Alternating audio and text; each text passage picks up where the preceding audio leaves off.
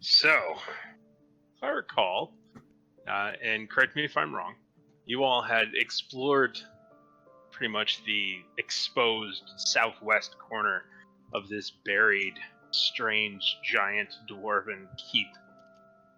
And you had been going north along the corridor on the western side there, towards the door to open it to fully explore more to this, what is likely a simple pass-through in this room beside the Yetis. Is that about where you guys were? No. No? What were you doing? No. Right, so you know where on the little map picture that we've still got in general? Yeah. You know where the downwards pointing arrow that indicates the solid block of ice where the stairs are? If you go far left and then down, that corner, there was a trap that we disabled. Yeah, it was a rope trap. And we were literally there, and we stopped right as we were trying to decide if we were going to try and set the trap and then, like, wait and see if someone comes to check it. Like, I think we set off the trap, and then we were waiting to see if someone was going to come and check it. That's right. You were considering an ambush. It was before that one of you said that you should go north, and I stuck on that point. But yeah, you were considering an ambush. You are correct. And then before that, of course, you had killed Yeti and found the pack belonging to an adventuring druid by the name of Yosef Garza. You have not helped yourself to all of his equipment, but you do have his belongings and his identity. But anyway. We have his bag intact. Like, we haven't taken anything from it. Correct. Yet. For now. Yeah. Although you did seemingly consider, like, okay, how do we split up this money? Almost immediately. Finny considered how do we split up his money. Don't know what you're talking about. You greedy little fuck. Right, okay. Yep, that's where we're at. Though. Yeah, God, I'll give you gold if you'll shut up. Alright, done deal. And out. So, what would you all like to do? So, do we want... So, we already sprang the trap. Did we want to sit and lay in wait and see if someone comes, or do we just want to move on? What do you guys think? I believe it could possibly... we could be waiting here a while, you know... And it could come to nothing. It could come to absolutely nothing, I feel. So... I mean, we've still got areas to explore. We can probably... we can probably hear if someone else is walking around the next couple of corridors, so... You'd say that, but so far we've gone through doors that later had traps on them that were set after we went through them. And we didn't fucking notice those people, so... Fair point. Well, to be fair, actually, while you were taking your previous rest in the warehouse, one of you did hear scurrying and scritching and things. Of course, he heard it on a different door, but that could very well have just been a failure of the person who was keeping watch. Yeah. Not that I'm pointing fingers. Well, that would be Vosmik, and he's not here, so... Point away. He was on that door. He was on that door that heard the scratching. Right. Okay. Yes. Well, then, do you want to go north? Then should we just head north to that door that's not opened yet? That small gap up the top. Yeah, might as well. Yeah. Yep. Okay. And yeah, if we really want to, once we feel confident going to the door to north, well, if we really want to, we can always loop back and see if anything's changed once we have had a good look. Alright, yeah, let's all head north. Or no, further. Sorry. Okay.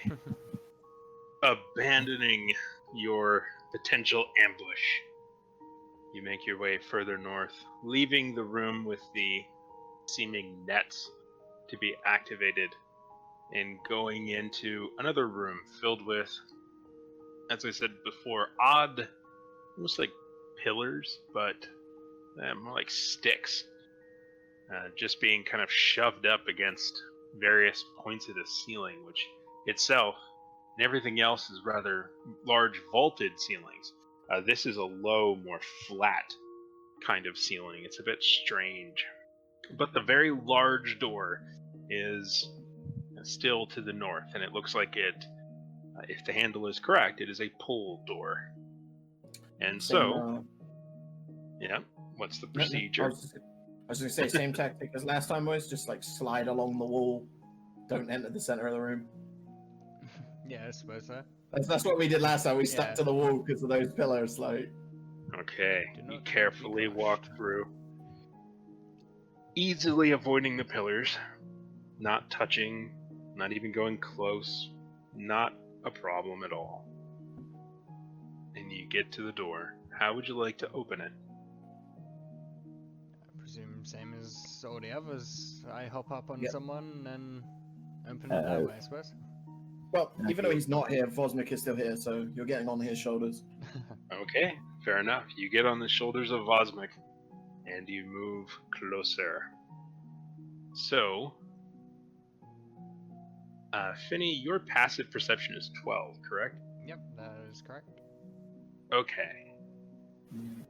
As you get up on the shoulders, you can see, well, for one, the ceiling is a lot closer now. Much closer than it was before, and you are in fact closer than anyone else is to it. You can see pretty easily as well, and everyone else can see it, and so can Vosmik, that if you attempt to open this door, it is going to hit some of these sticks. You might be able to open it a little bit, but you're not going to be able to certainly not swing it open because there are sticks in the way. Because it's We a could go pull around. door. There's the other door on the other side. We could go That around. is true, yeah. I mean, they Yeah. might not even lead to the same place, but Yeah, you're pretty sure they probably go to the same place, but yeah, you never know.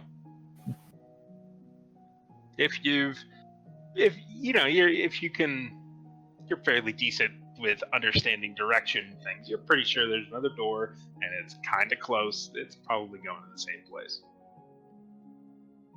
Yeah, I say probably go around the door at the north end instead. Sorry, the east end of that room. And then, yeah, try that instead. yeah, Alright. I'm all for not fucking with that door if it's going to knock those sticks, because Yeah. I don't For think any now. of us have anything to save us from a collapsing fucking ceiling, so... Well, I mean, we could. Pierre, take the brunt of it. I was gonna say we could try to trigger it far away, but knowing out like the debris would be flying towards us, What even is, if we're miles away. What is your current health, Piero? 9.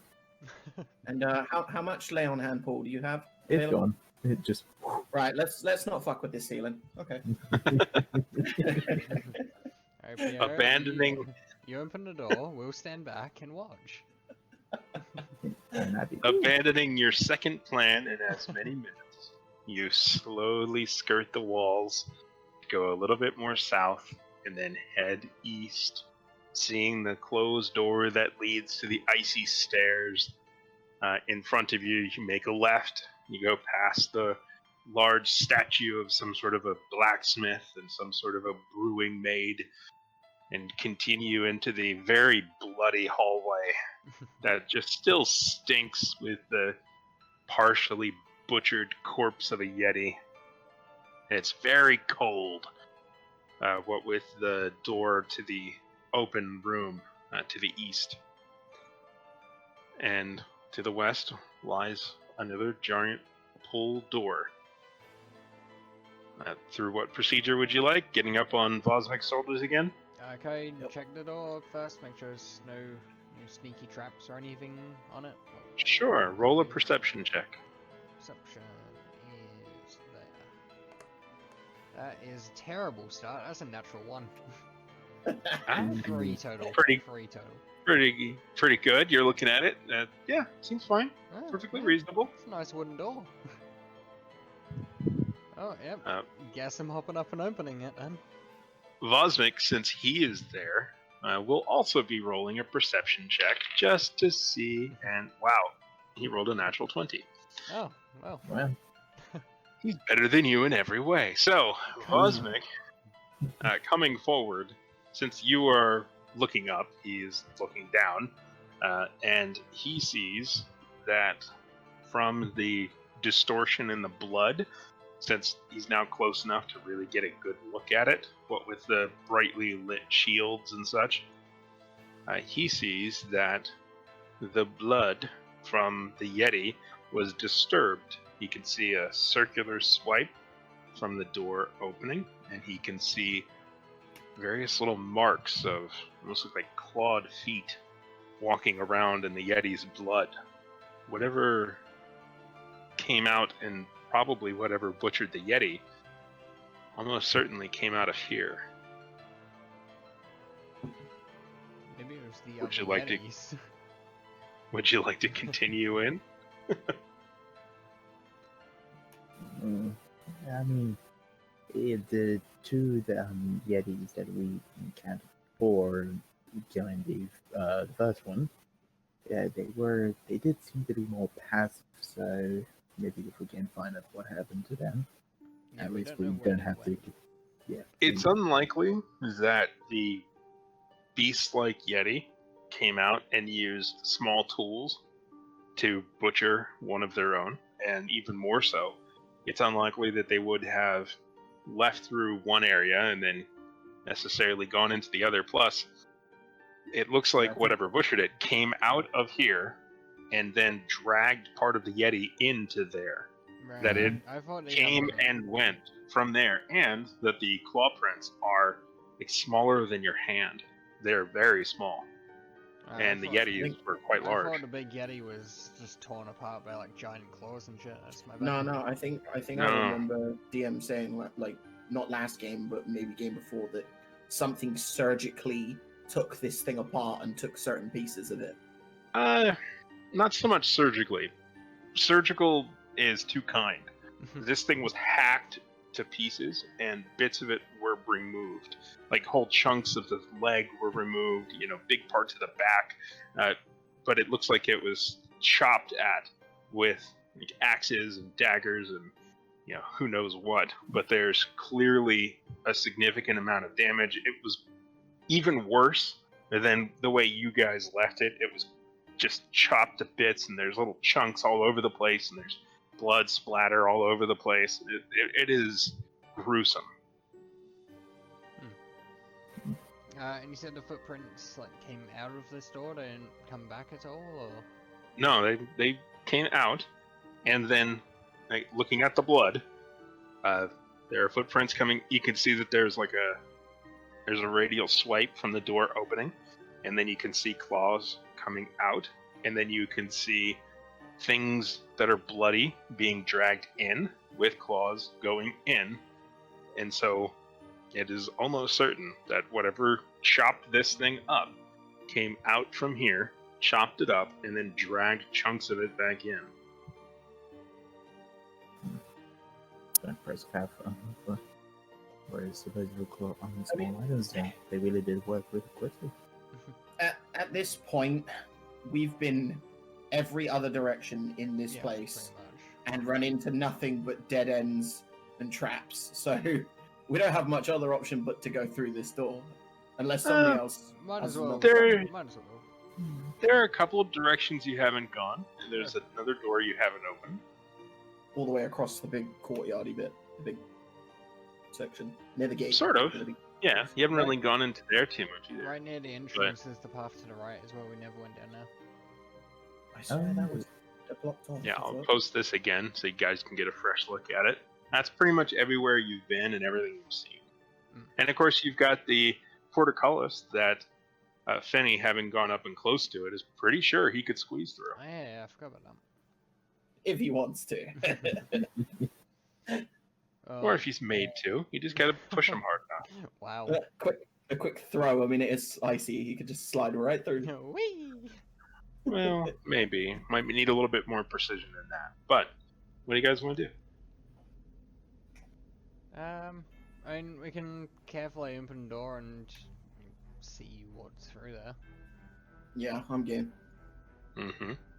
I'll remind you, of course, that your primary goal, while the guild said that, yeah, they will, if you solve the issue and you actually finish the quest for the town, you can keep that reward too. But you're primarily being hired to figure out what happened to the druid. you've of course found his pack. Of course, you don't really know what happened to him, but you found this. This might be enough. You might be able to even bluff and say, hey, he was super dead, but we found this. And, you know, that there it is. That might be enough to complete it. So you might not have to do anything else if you wanted to sort of deceive your way a little further. True, I feel like that would if make the for a druid very ever, boring adventure. if the druid If ever the makes druid it showed through, up. yeah. Yeah. I'm just giving you the different options, stuff that you might not have thought of. That certain of your characters might think of in a cowardly and greedy sort of thoughts that might pop into your character's mind that might not pop into yours. I'm just throwing it out there. I mean, if the creature in these holes knew where our Yeti was and acted that quickly, they must be also hiding a few items. I mean, if you were living in this area, maybe they might know what happened to the druid, or might even find the bones. Possibly. I mean, I reckon we're all in agreement of, you know, opening the door, seeing what's on the other side. So. Yep. All right. Shall So you're hopping up on Vosmic's shoulders. yeah. Okay. Now this is another pull door. So do you want to set up a rope system again, or do you want to just him pull you and you hold the handle, or how do you want to work this out? Probably rope. Just so I can be, you know, ready for whatever's on the other side of the door and not being like up on someone's shoulders. Okay, so Vosmic hands you an end of the rope and gives you the opportunity.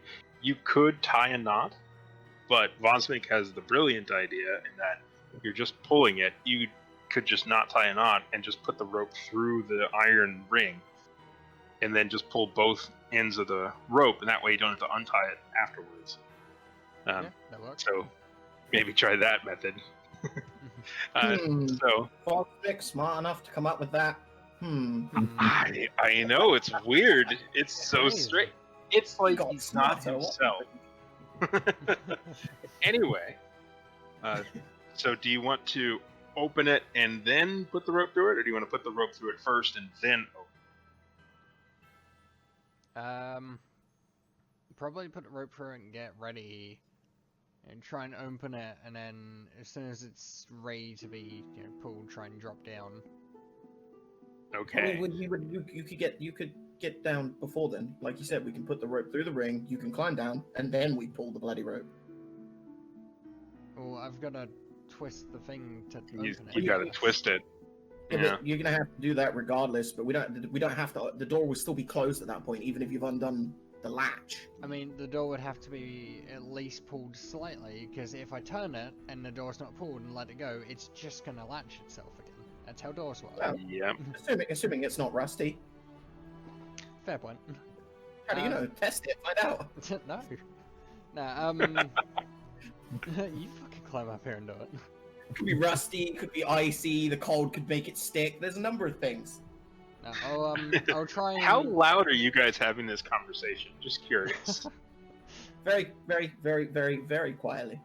Make stealth checks. Oh, Just curious. that's not 18. good. That's a 9. Okay. Piero, would you like to make a stealth check? Stealth check of an 8. Okay, fantastic. At least mine's not lowest. All right.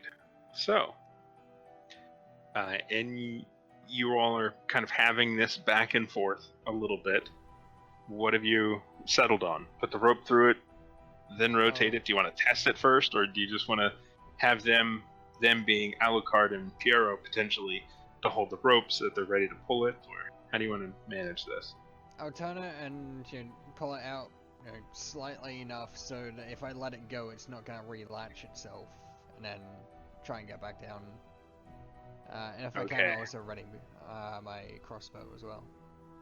All right, but do you, Piero, and Alucard want to be holding the rope to pull it to Essentially, aid in opening it? my understanding of the doors in this place and everyone we've encountered so far is the initial opening is always the hardest, and then once that happens, they just swing open with ease. So your initial pull's probably not going to do much. That's why I was saying if you put the rope through, then just twist the latch, and then we pull. Like I said, I would rather be on the ground level, not up on someone's shoulders where shit could go wrong quite easily. Let's not forget, I nearly got impaled through the face with a spike earlier. From one of these Vosmik will offer, he'll put his boot in front of the door so that Finny can rotate it, and then Piero and Alucard can pull the rope to open it just a little bit, but his boot is there to keep it from opening all the way. And then Finny can climb down, and then you all can open it fully. There we go. Yeah, That's what I'm Vosmik is trying on to get at. fire today. And that is what I'm trying to get at. People aren't listening. That was basically my plan anyway. I was just telling you to test the rotation of the lock, and under the assumption that it might stay, you might not have to hold it, then you could climb down anyway. So would you like to test it, or would you just like to do the plan that's... If it The does plan. open, then we'll do it. Yeah, just do The that plan? then. Yeah. Let's go with what Okay. I originally said. So, Alucard and Piero, you're ready to pull the rope? Yep. Alright, Finny's got his leg braced and ready. Or rather, Vosmik has his leg braced and ready. And Finny, it's on you to rotate this. I'll try and turn it.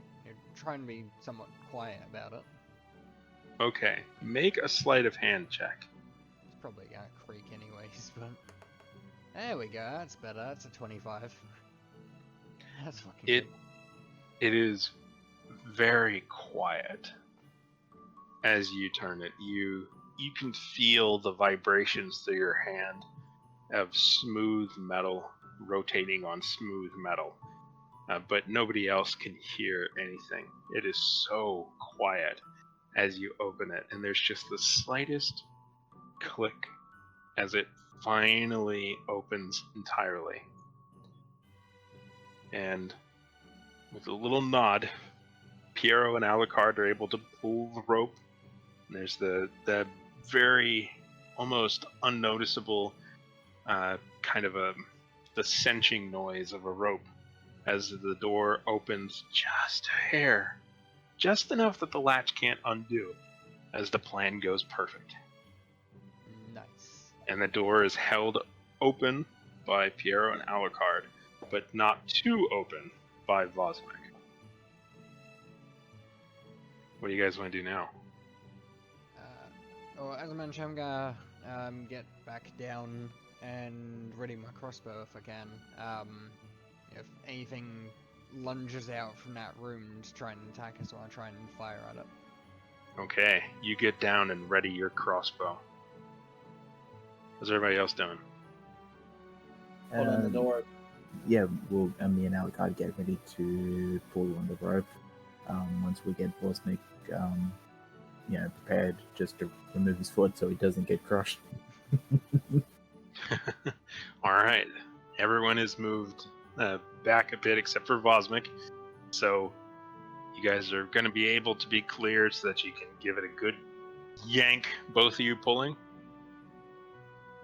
If I were well, yeah, I mean if one of us doesn't pull and the other one does, the other one's getting tugged forward, so...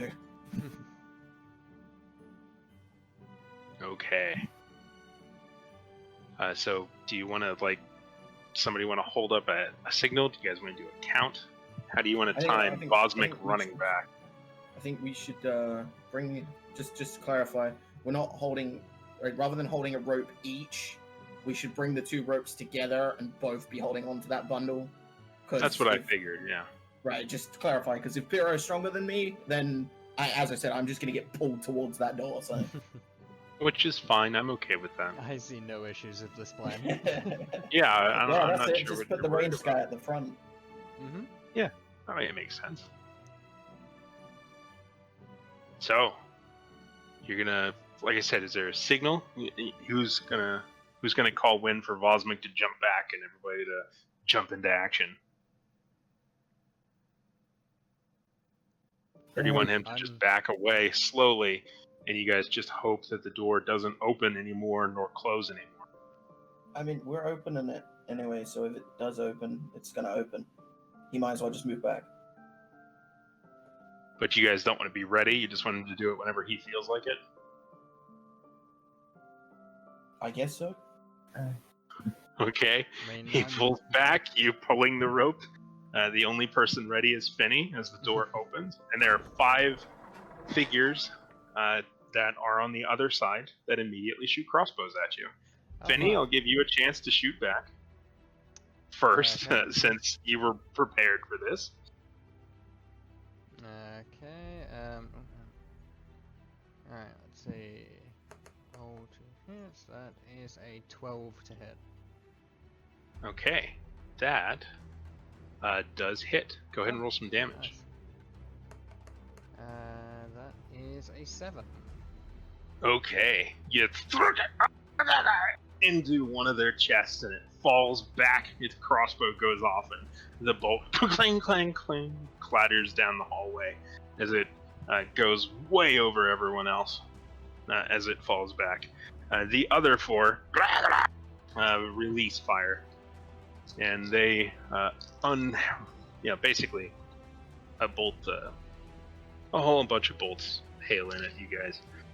Luckily, Vosmik is kind of behind the door as he's running away, so they've got Finney and Piero and Alucard to aim at. And let's see, 1, 2 Alucard, 3, 4 Finney, and 5, 6 Piero. Pierre. 2 go for Finney, 1 goes for Alucard, 1 goes for Piero. Hey. Why me? I know, it sucks, right? That is a 7 versus Alucard's AC. 10. That's an 11 against Finney's. Nope, 13. And that's a 15 versus Piero's. 16. Thank you, Armor. So is that all misses? Is that all misses? 3 of them miss, and then 1 clatters off of Piero's armor. And on the other side, they immediately, you can hear a cry of "Grada!" As these creatures begin to charge forward with, looks like daggers in their hands. So, go ahead and roll initiative. Initiative time, yay. Yay! 10. That is also a 10. 5. Okay. Ooh.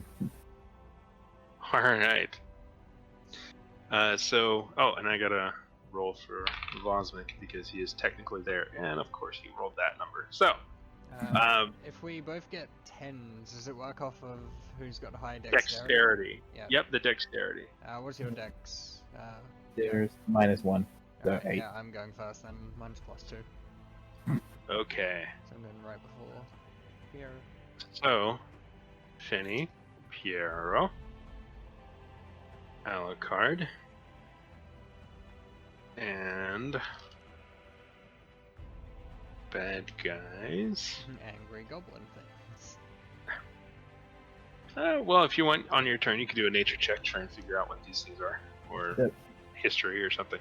And then You can nature check Vosmik. it when it's bad. We ain't checking it now. There is a time and a place, and this is not it.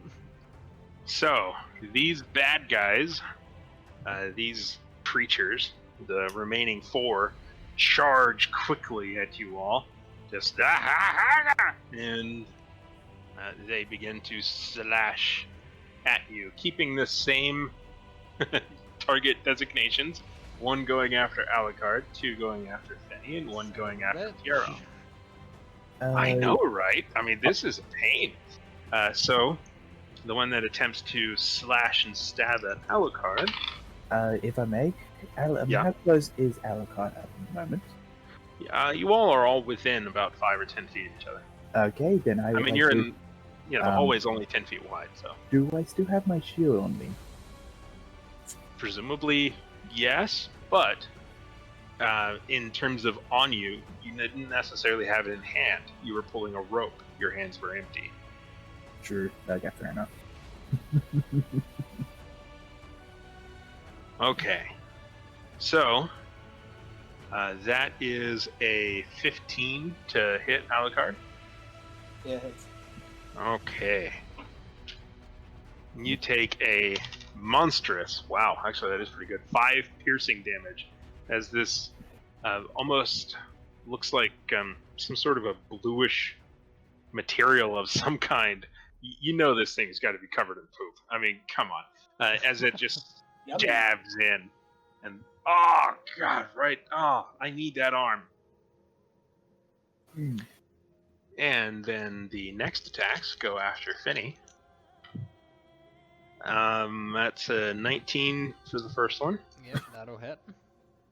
And 15 for the second one. That'll also hit. These guys are doing a lot better on this one. That's for sure. Okay, that's 6 piercing damage for the first hit. Yikes, alright.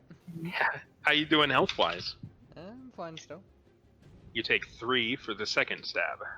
So 9. And there's yeah, and these are piercing attacks, if it matters at all. And then the fourth one attempts to... Oh, that's a crit. Of course it gets very... Yeah. Crit to you. Piero, you take 8 points of damage on the crit. 8 points of piercing damage. You're down to 1 HP again, aren't you? With 1 HP again. Cow. But their turn is finished. Oh dear. Oh. That's too good. It's too good. Next up, Finny. You can see that these guys, these kobolds, they work together very well. And they, almost without even speaking it, they almost timed their attacks all at once. They seem to have, they seem to do very well working together. Good party adhesion. So odds are, if they're fighting together, they're going to be much more dangerous. So what would you like to do? I would like to stab one with my cane sword if I can. Absolutely, go for it. What do you do with your crossbow? Just drop it?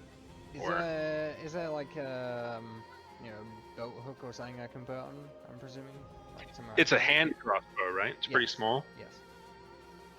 Yeah, you probably have something like a kind of holster set up. You can take the time to put it away, and because the cane sword is such, potentially, yeah. But you might be. It's kind of tricky because the cane sword, of course, you have to hold one end of it to draw the cane. It's not like it's on a sheath on the belt. So it's kind of. You're doing kind of 3 things at once. Maybe. You can potentially do it. But you could definitely just kind of whack one with the cane. That might be something. Or you could drop the crossbow. I don't think you've got like a quick draw holster for the hand crossbow. No, probably not. You don't have anything that makes that process of putting it away quick. Alright, yeah, just get out my hands, I guess. I'll chuck it, behind me, just so it's out of reach of them. Okay. Yeah, you just sling it back and just let it just skitter across the blood-covered stone. I'll try not to throw it so it hits something hard and breaks, but I'll definitely chuck it behind me so they can't get to it as easily. Okay, you hear a squish and you know it's going to be covered in guts. Anyway, go on. So I'll attack whoever's closest with the cane sword I've got. They're pretty much equidistant, so go ahead and make us some attacks against them, some slash. That is Swipe, a swipey. 9, that's not brilliant. I imagine there's a nice shing kind of noise as you draw it out, too, as you draw the cane sword. Yeah, and then it just, as you hit nothing. Damn. Yeah, it's unfortunate. Would you like to do anything else with the turn?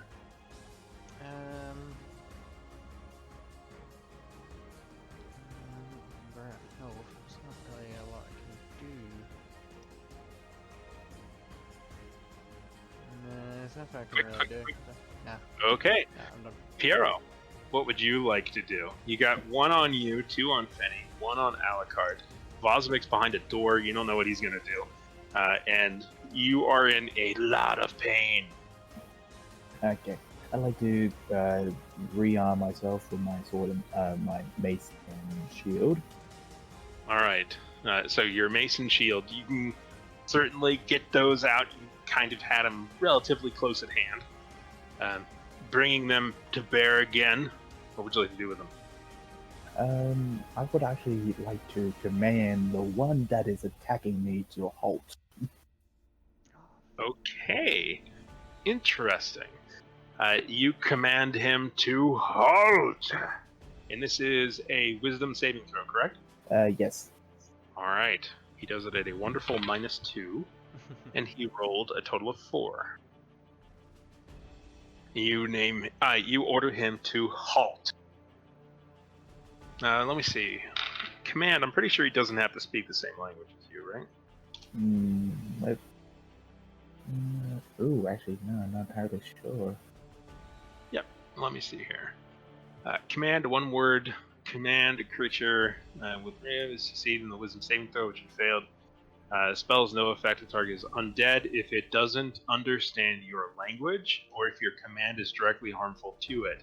You don't know if this thing understands your language, and from the it at least doesn't seem to automatically speak your language. If you want, I'll let you retcon that choice if you choose, since inexperienced. No offense. I was just thinking, if one of us, if he has languages, what if he has the language that they speak? Would he understand them and the noises they were making? So if that were the case, would he not also be able to use that skill because he would know that language? I If- assume he doesn't know Cobald though. Well, no, I'm just clarifying. I'm just trying to work out how it would work. He has to give a command in a language that it understands. And so if they understand common and he says it in common, then it would potentially have an effect. If they don't understand common, then he may as well be growling at them. But maybe they could understand Dwarvish. Perhaps. No, But do you want to say it in Dwarvish? That's what I was getting at. Like, obviously, we've heard them speak when they first attacked. If you happen to have the language that they speak, you would understand that. And then What languages do you all speak? Common Elvish. Common Elvish Primordial. Okay, Finny? Common, Halfling, and Thieves' Cant. Anybody have any idea what Vosmic speaks? Not a clue. Not a clue. It's Common, Elvish, and Abyssal, I think? I can't remember on that last one. I know it's something out of the way and weird, but... Okay. None of you recognize what they were speaking. Well... Okay. Yeah. Anyway, I'm just saying, there's a possibility that they don't understand what you're saying, so that's up to you if you want to continue to do it, but I'm just saying that it's, I'm just giving you the option to take it back, because you weren't sure if they needed to understand you or not. That is a fair point. I mean, could they possibly understand?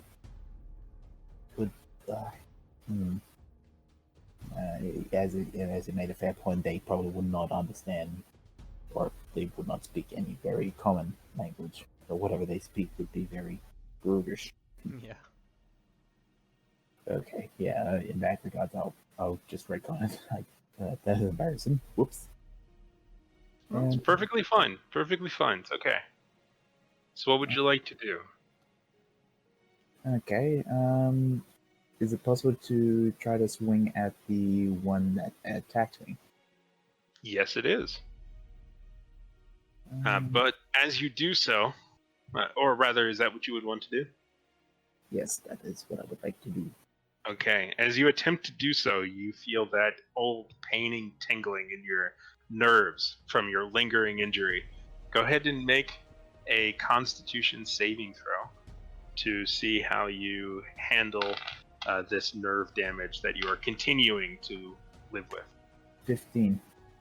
Okay, yeah, go ahead and make your attack. Okay, so let me roll my hit die just to see if I hit. My chance to hit is 16, That hits. and okay. Sorry, I'm just having a look. Divine Smite. So when you hit a creature with a melee weapon attack, you can. Yeah, go on. So I hit a damage of 8. 6 plus 2, and Uh-huh. I would like to activate Divine Smite to absolutely smite the creature that is killing me. Okay. Now, what kind of a smite do you imagine Piero having? How does this expression of godly might occur in this righteous moment? Ooh. Like, for example, some people imagine their blades dripping with golden energy that burns into their victims. Others imagine hums of energy, and when it hits, it's like a concussion of lightning. Basically, how does your expression of your god's power, how does it funnel through you? What does it look like? What does it feel like? Give us some narrative. Build some canon here. Ooh. Ooh. I mean, at the moment, Rainbows and sparkles. maybe. That's totally fine too. Yeah. I mean, maybe anger. So, like a burning palm on at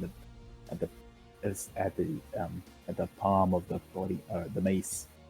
Mm-hmm. Your fist glows red for victory. Does anybody get that reference? Anyway. No. Yeah. Oh, I never thought about that. Well, I'm butchering it. We can come back to it. That's fine. You wallop this thing hard with a smite, and you can see that the body on the other side is just cracked and shattered. You can see it like a shockwave going through this thing's body as it is just ripped apart, and on the inside is just exploding cell after cell as it is smashed and pummeled into an unrecognizable form of organic matter of a previous being as you just destroy this thing. Boom! Would you like to do anything else with your turn?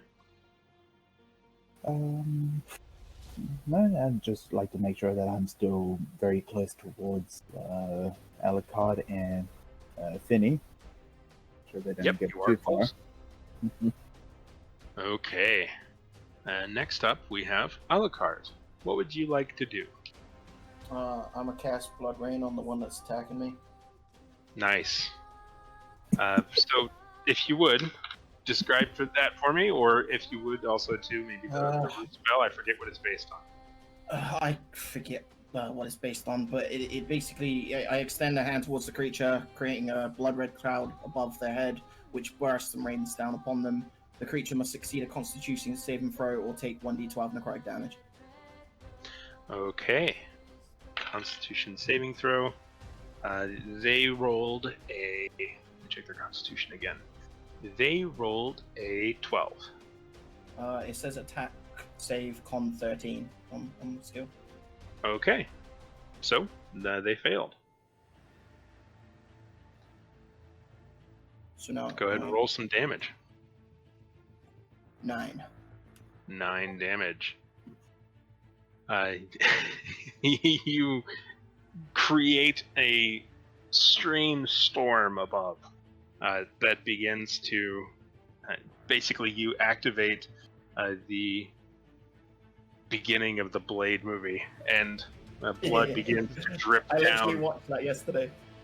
Yeah, blood begins to drip down on this creature, this odd lizard covered in almost albino sort of white scales with red eyes, wearing mostly white furs, quickly being stained with red as it just coats and covers them, and you can see them begin to smoke and screech and shrivel as they just begin to almost mummify before you, and it falls down into a husk of its former self and a puddle of even more blood. But it's magical blood, so it goes away. But it's still a shriveled husk. Sweet. Can I then use my bonus action? Or do you have to use that before? Sure. No, you can use a bonus action whenever it's your turn. And it is still your turn. Cast Blood Renewal, which is a modified version of is it the healing word one? It's the long range 60-foot heal. Mm-hmm. I want to cast that on Piero. Okay. So go ahead and roll the heal. Roll that beautiful non-damage. That's a 7. Piero, you feel an odd sort of bubbling and tingling, which, to be honest, not bad. Feels kind of good. It's like a massage, but for your insides, but like in a wholesome way. Oh, good. That doesn't exactly sound pleasant. Just to add to it, the description is: you increase the cellular regeneration speed of a creature that you can see within range. They regain hit points equal to 1d4 plus your spellcasting ability modifier. This spell has no effect on undead or constructs. Exactly. Yeah, it's like something deep down inside. It's like 1,000 little hands just sprouted inside of your bones, and they started giving your muscles a pat on the back, so to speak. And it's just, oh man, feels good. Oh dear God. Oh, I know. It's so weird, but you know, hey. You now have 8 hit points. Most weird things are. Well, some of them. Point, yeah. Depends on which side of it you're on, I guess. But you now have 8 hit points, Piero. So that's a potential positive. Well, it's a lot better than 1, not gonna lie. Well, it's like the joke of, hey, you only have or rather, you get 5 temporary hit points. I prefer to think of all of my hit points as temporary hit points. That is true. Yes. For some, obviously, much more than others, Piero. Yeah. Vosmik will... healing spell specifically for you, Piero. I'm just putting that out there. Just start That's good. stabbing myself with healing pots and just... I want to live. Vosmik will come around from the doorway and see the carnage that Piero has wrought, and then move to attempt to attack to help Finny. And he will attempt with his lingering rib injury to... and that was another 20. Good gravy. Damn. So he succeeded in his injury, and now he will attempt to attack, and he did not succeed in the attack. But he didn't hurt himself doing it, so that's, something. It was a very powerful swing that just completely missed as he whiffs by. But he is doing something. He at least seemed to have taken the attention of one of the bad guys away from Finny. Yay. Speaking of bad guys, Oh boy. the one facing Alucard is dead. The one facing Piero is super dead. One continues to attempt to kill Finny. So if Finny is within 5 feet, I'd like to make sure that wait, actually, is protection a reaction or? Hold on, sorry. It should be a reaction. Action type reaction 5 Yep. feet. When a creature you see attacks a target of that you can that is within 5 feet of you, you can use your reaction. Oh, so it is a reaction. Okay. Yeah. I And that's fine. You've got a reaction. Everyone has a reaction once per turn. Okay. I should have enacted that. Sorry. Well, no. I mean, this is. You said when an enemy hits an ally within 5 feet, you activate your reaction. He just hit an enemy within 5 feet. You can now choose to react. Okay. Well, actually, impose disadvantage on the attack roll. You must be wielding shield. So it's not damaging, but it's purely just to make sure Finny doesn't get insta crit. That would be Okay. useful. He had advantage on it, and so when you impose disadvantage, his advantage goes away, so he makes just a normal roll. Oh, sweet. That makes it a 17 to hit Finny. Yep, still hits. Yeah. Bye, Finny. Bye-bye. You take 6 piercing damage I'm down.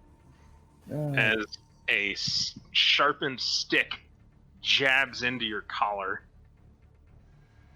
and it takes you down to the ground.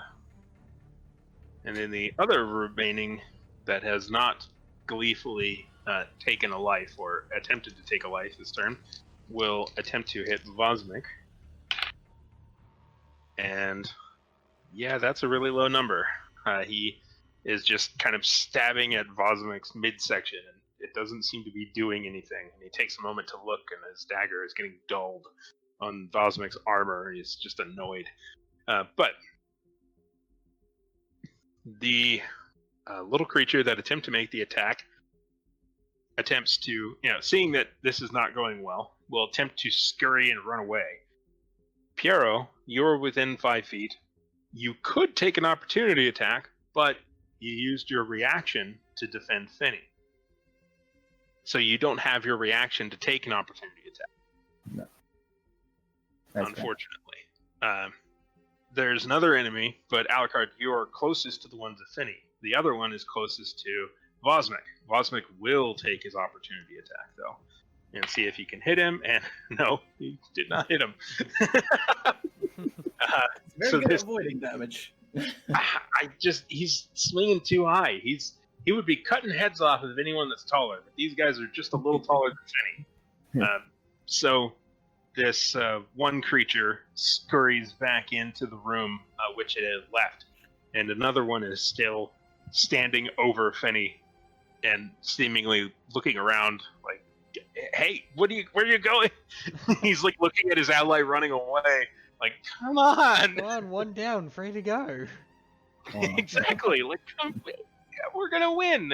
We're practically done. So, Finny, what would you like to do? I need to roll a death saving throw because I'm down.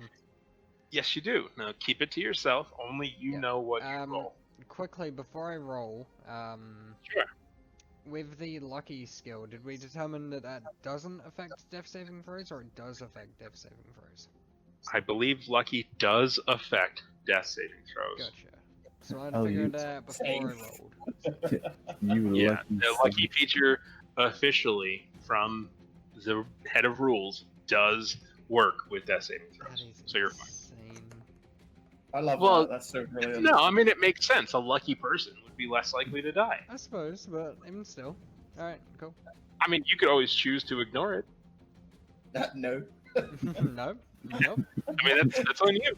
Right, we don't know what you roll, Yeah, made my roll. And I've cleared you can just be like, nope, automatically failed. Okay, so let's see. Next up, after that roll, is Piero. Alrighty. Seeing that Finny's now down for the count and that one little bugger is lingering over him, I charge at him with my mace. All right, you charge at him. Not 1, but 2 steps. What would you like to do now? I just want to interrupt a little bit. I'm picturing like an anime cutaway where Piero runs with his legs going all crazy in the quick animation where it looks like he just went a block and a half in 8 seconds. But it shows outside where he really just went like 3 feet. But the running of him in full speed animation took like 7 seconds. And then it shows him just going a couple of feet and then attempting the smack. Roll to hit. David rolled a 9. You rolled a 9 to hit? Yeah, rolled a 9 to hit. Boom. That is nothing. That is ironic. That is amazing. All I can think of is Road Runner from Wile E. Coyote. Yeah, a little bit, just a tad. Certainly seeming more and more like that with the Acme mace. So, would you like to do anything else with your turn?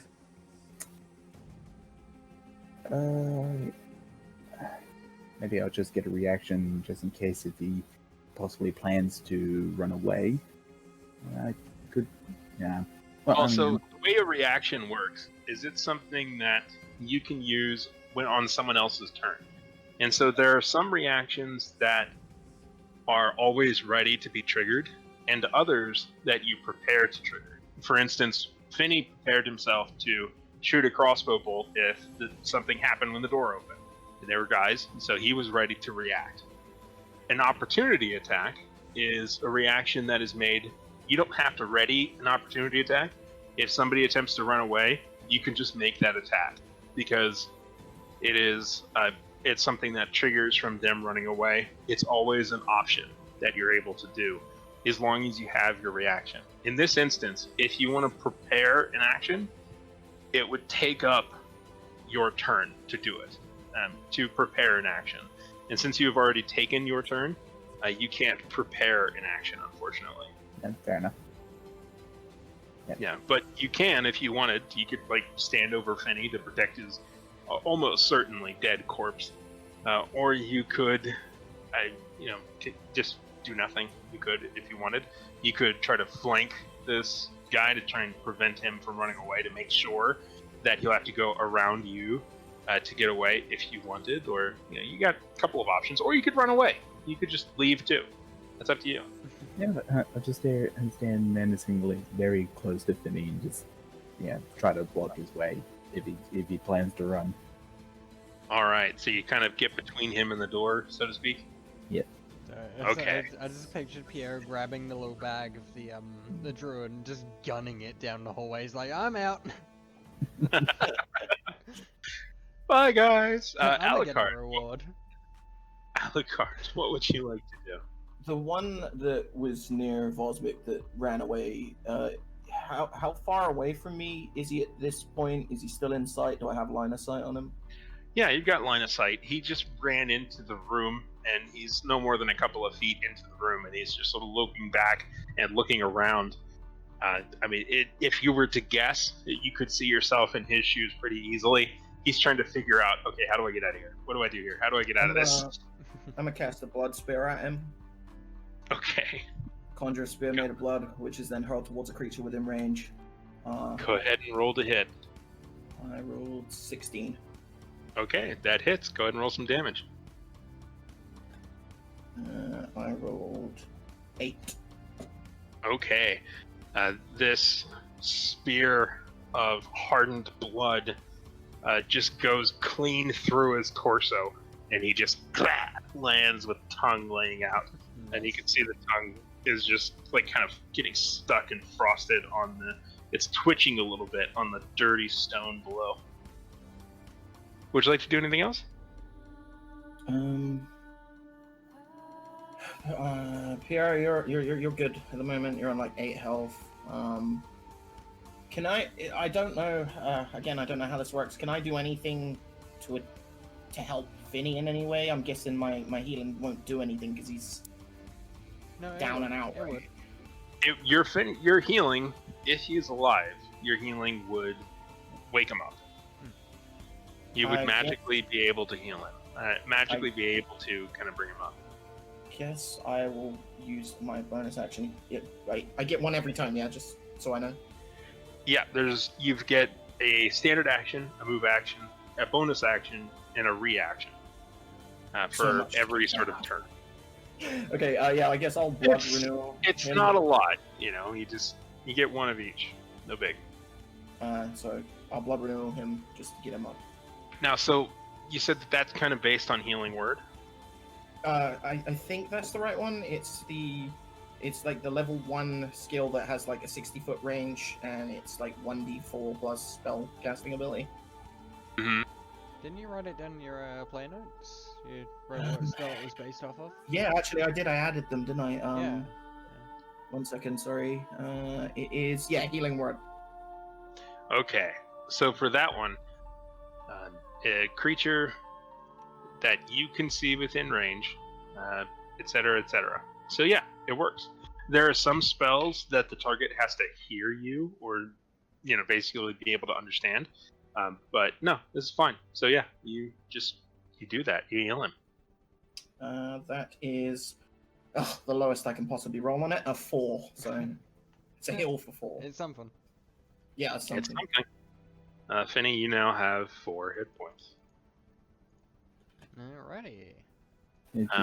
But it's not your turn. Wake up screaming, dude, pull it off.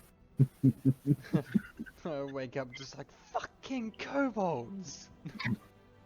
Vosmik will attempt to get a smack on this kobold one more time. And actually, that'll hit. Any idea what what his weapon is? I forget. Turned to greatsword, I think. Greatsword. Okay. Can't we go to his thingy? His Uh, character? equipment, One of longsword. these, Oh, and so one of it's these. greatsword. That's longsword. He keeps baffling on about how it's a greatsword. Well, it's a great longsword. Yeah, according to his equipment, he has a longsword. Okay, let's see here. So that is one of these then. Oof, that's unfortunate. This slash goes across the Cobald, and the Cobald seems to be mortally wounded, but only wounded, as he does 4 damage. And now it is the Cobalt. The Cobalt, seeing angry Vosmik that just slashed at him, seeing, well, Alucard just doing all kinds of bloody crap, and Piero behind him, keeping him from going back into his room, into his den to try and hide, and seeing the slightly stirring, although seemingly previously dead Finny, decides to go for the easy kill, and attempts to just drop down and stab Finny. Son of a... It's gonna miss. It's gonna Yeah, miss. better. That's a crit. Oh my fucking... Oh, fucking son of a bitch. That really is a bit of a permanent mirror. You like take combos. 8 damage. Yeah, I'm down again. Yeah, you take 8 damage as he just drops down and just try to stab this wooden spike, already stained with your blood, directly into your body in an attempt to kill you. I can imagine too. You're just like, oh man, that was. You can just come to after being stabbed, and you have this horrifying moment, like, oh man, I'm alive, and then you just see this Cobalt dropping down and stab. And it just goes Stab. again. But I feel like, what's that thing where like a day repeats over and over and over? Groundhog's Day, baby. Yeah, like that. You die, you come back, you die, you come back. You came back for about 4 seconds before you got stabbed again. But anyway, so next up, we have, that would be Finny. Oh, So if that's you'd fun. be so kind, make a death saving throw. Now, because you were previously stabilized, Mhm. those successes or failures that you had are gone. So Yeah, this is I starting gotcha. fresh. It's a whole new death saving world. Yay. Oh, So if you would please make a death saving throw, keep it to yourself. Yep. Piero, what would you like to do? There's a guy that is literally on top of Finny's body and has already stabbed him once and looks to be ready to stab him again. I alright, want this this time thing's head. I want this thing's head. I want his head gone. I would like Okay. to attack or hit the I'd like to hit with him with my mace. Okay, go ahead and roll to hit. Crit. Critical. Because I'm sorry, what'd you say? At 24. That's pretty good. But I will just add, because he is like basically on top of Finny, he is, straddling him, so to speak. You do have advantage on this attack. Well, I mean, critical first roll, that's 2 hands to hit. Well, you already you said a 24. You mean like a natural 20? Nat 20 plus 4. Okay, yeah, it's not 24. It's just a natural 20. Yeah, funny. Sorry. A natural 20 automatically hits and does bonus damage. Yeah. So you said you wanted this thing's head to be gone. Yes. It's gotta be more than gone. Do you want it are we coming straight down, or are you going like baseball style off the side? Bum, bum, bum, bum, bum, bum, bum, bum, bum, bum, bum. With your mace, a blunt instrument, you hit at the base of the neck and the jaw and the collarbone so hard that it just goes completely ripping through all of the muscle, the spine, the tough leather, this almost scale hide, just going completely through, and then there's a spinning as it rotates in midair, flinging a little bit of blood on Alucard, but whatever. I'll take it. As Fine. it just goes all the way up, does a full 720-degree flip in midair, and then clunks down on the ground. And the Well body run. pumps forward, leaking all kinds of blood and guts on Finney's face. Not guts, but blood. Because the neck hole landed on top of Finney's face. But he's unconscious. So Lovely. I was gonna say, I don't think I know anatomy, but I don't think guts are hiding in the brain. well, you never know. Would you like to do anything else? Well, I'm guessing, hopefully we're not still in combat, right? It seems that there are no enemies around him, so that's good. Ooh.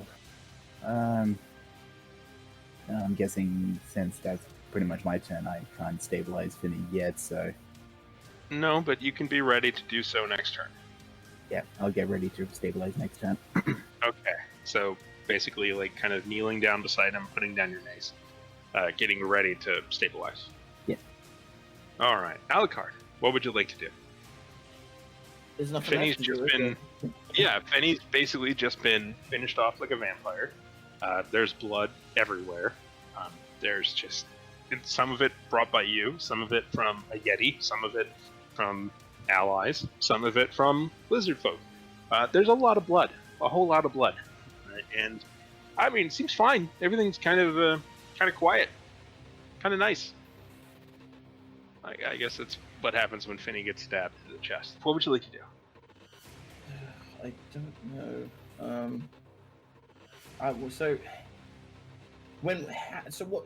What happens when someone's down, and what if we don't want to use any magic spells to try and help them? Is there anything we can do at that point? Yes, if you recall, one of the many times that Piero has gone down, you can make a medicine check to attempt to stabilize the injuries of your ally.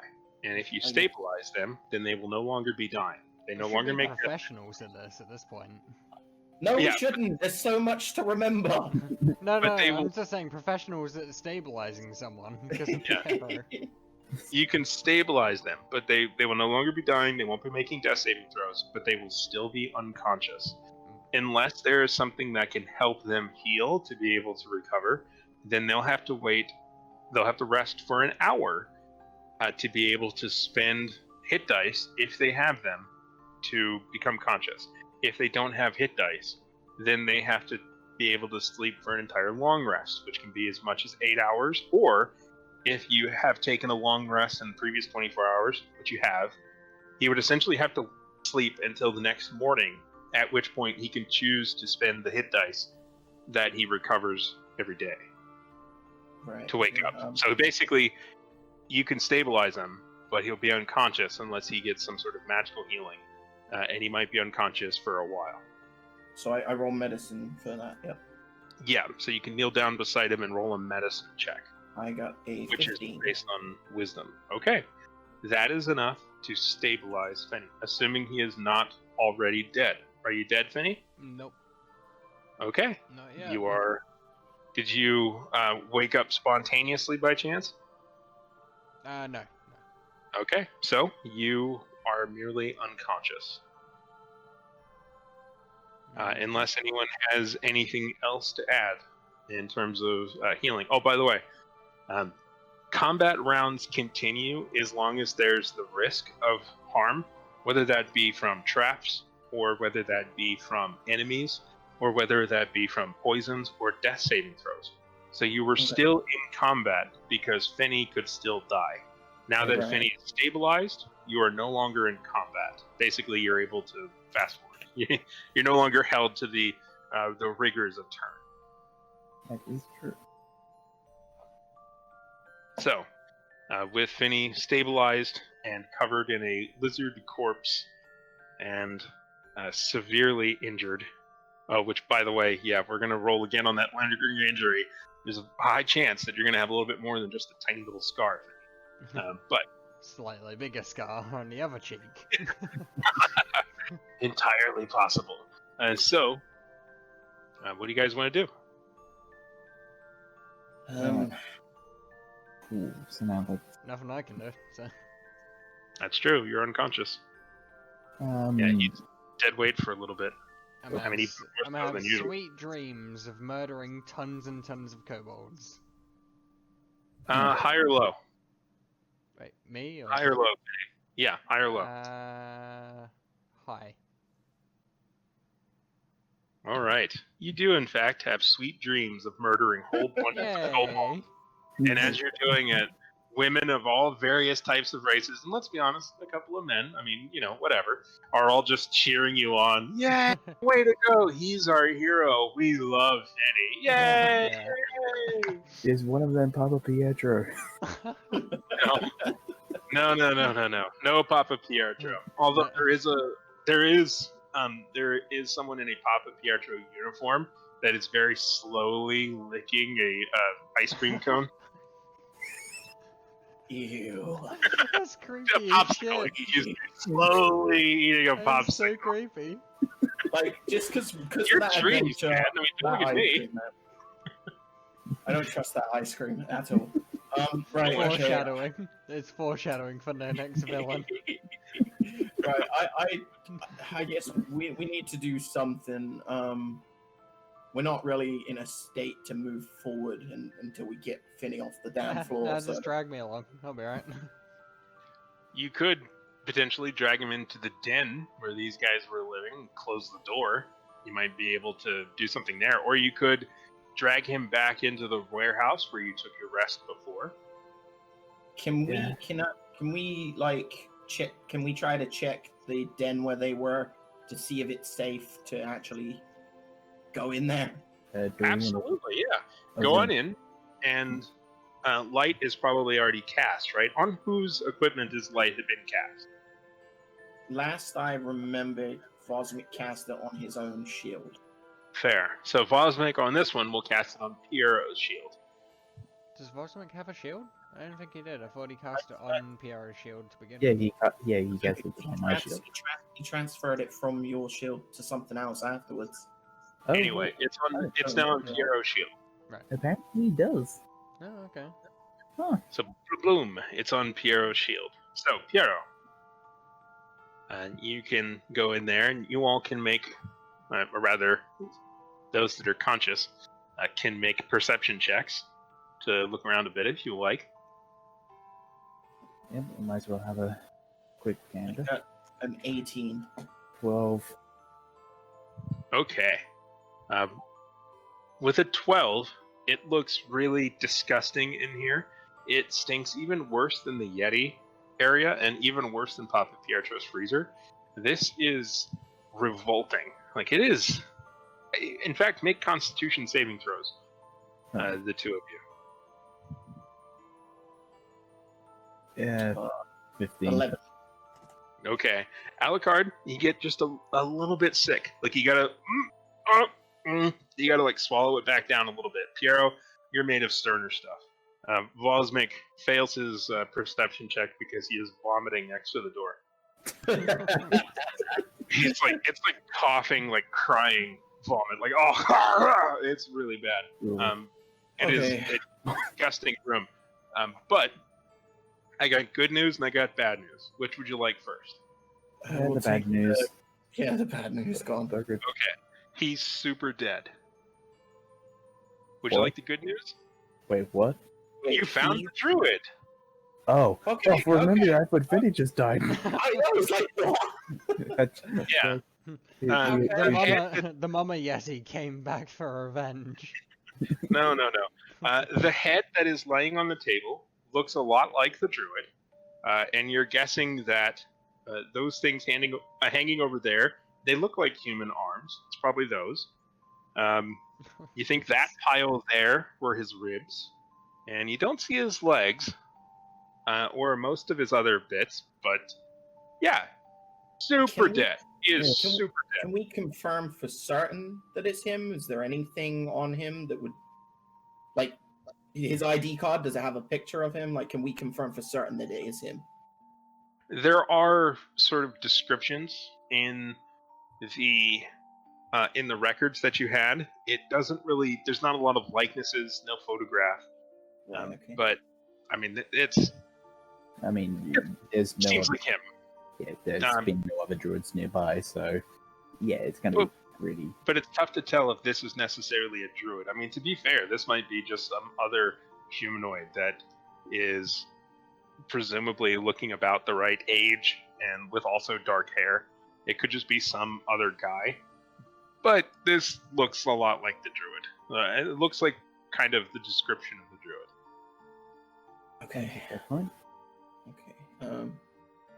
I was just thinking because so in his bag we have a potion of healing, and if we knew that he was if we could confirm it was him, we don't have to worry so much about giving him his shit back anymore. Would that Yeah. potion of healing help Finny?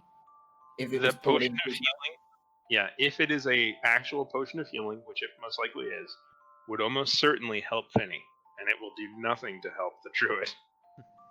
Yeah, I was gonna say, yeah, are you just gonna pour a bit of potion of healing on the druid's head or something? No. I'm That's where I thought it was thinking. going at first. It's like, I got the potion of healing. It's like, no. His head's there, his ribs are there. He just needs to have a stomach before it. Just sprinkle a little everywhere and he'll I reform. just want to be sure that we're not, taking shit from this dude's bag if he's still alive. So if he's dead, I don't care anymore. Like, This seems like him, and he is super dead. what do you think, Puro? Should we give that potion of healing to Finny? Nah, I say let him sleep for a little while longer.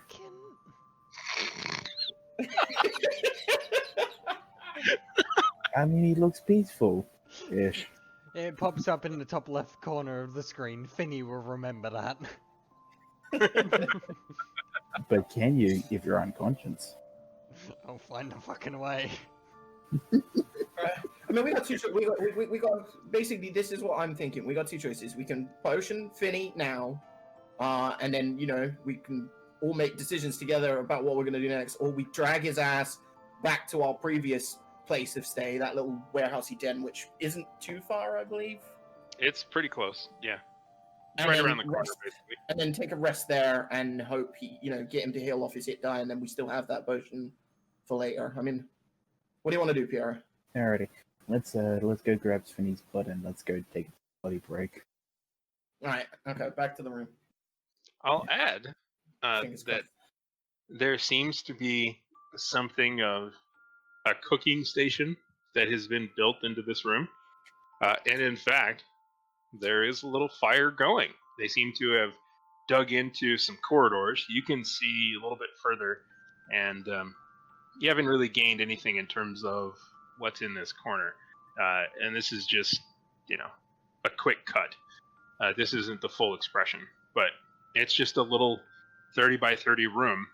And these doors, they seem to be quite closed, but there have been bits of it that have been chopped through. And but basically, they seem to have got a little cook station in the corner with a fire, so that they don't suffocate. The issue that we have, though, is we already had to throw con savings for the stench already. Like, surely this room's not inhabitable without some sort of breathing apparatus or some way to clear some of that stench first. That's why. Otherwise, we would stay here. That's my kind of thought on it. You get used to it. Just finish. I'm not sure I want to get used to it. That's fair. It'll linger. It'll get stuck in your clothing. It'll be a long time before it goes away. Oh, But I'm just God. saying, you could potentially make Flashbacks. food here. But you do have some provisions that you've got otherwise. But there is, in fact, as you look around, they were in the process of butchering up a Yeti. Like, this has got, some of this is probably human, but most of it's probably Yeti and maybe like cat or whatever else they've been stealing from around the place. Your odds of not committing cannibalism are actually pretty good if you were to eat some of this, if you were desperate for food. I'm just saying, if you're desperate, if you guys get to the point where you're desperate for food, then this is an option. But you do have provisions, so. Yeah, I think we've all still got all of our sets of 10 rations that we each had. Is it 10? Yeah, quantity 10 rations, because we've been surviving off of bought food up to this point. Yeah, you've got 10 days of rations. So I'm still saying we go back to our previous den. Yeah, I mean, yeah, we could try to live in this room, but Vinny might not be happy with the smell.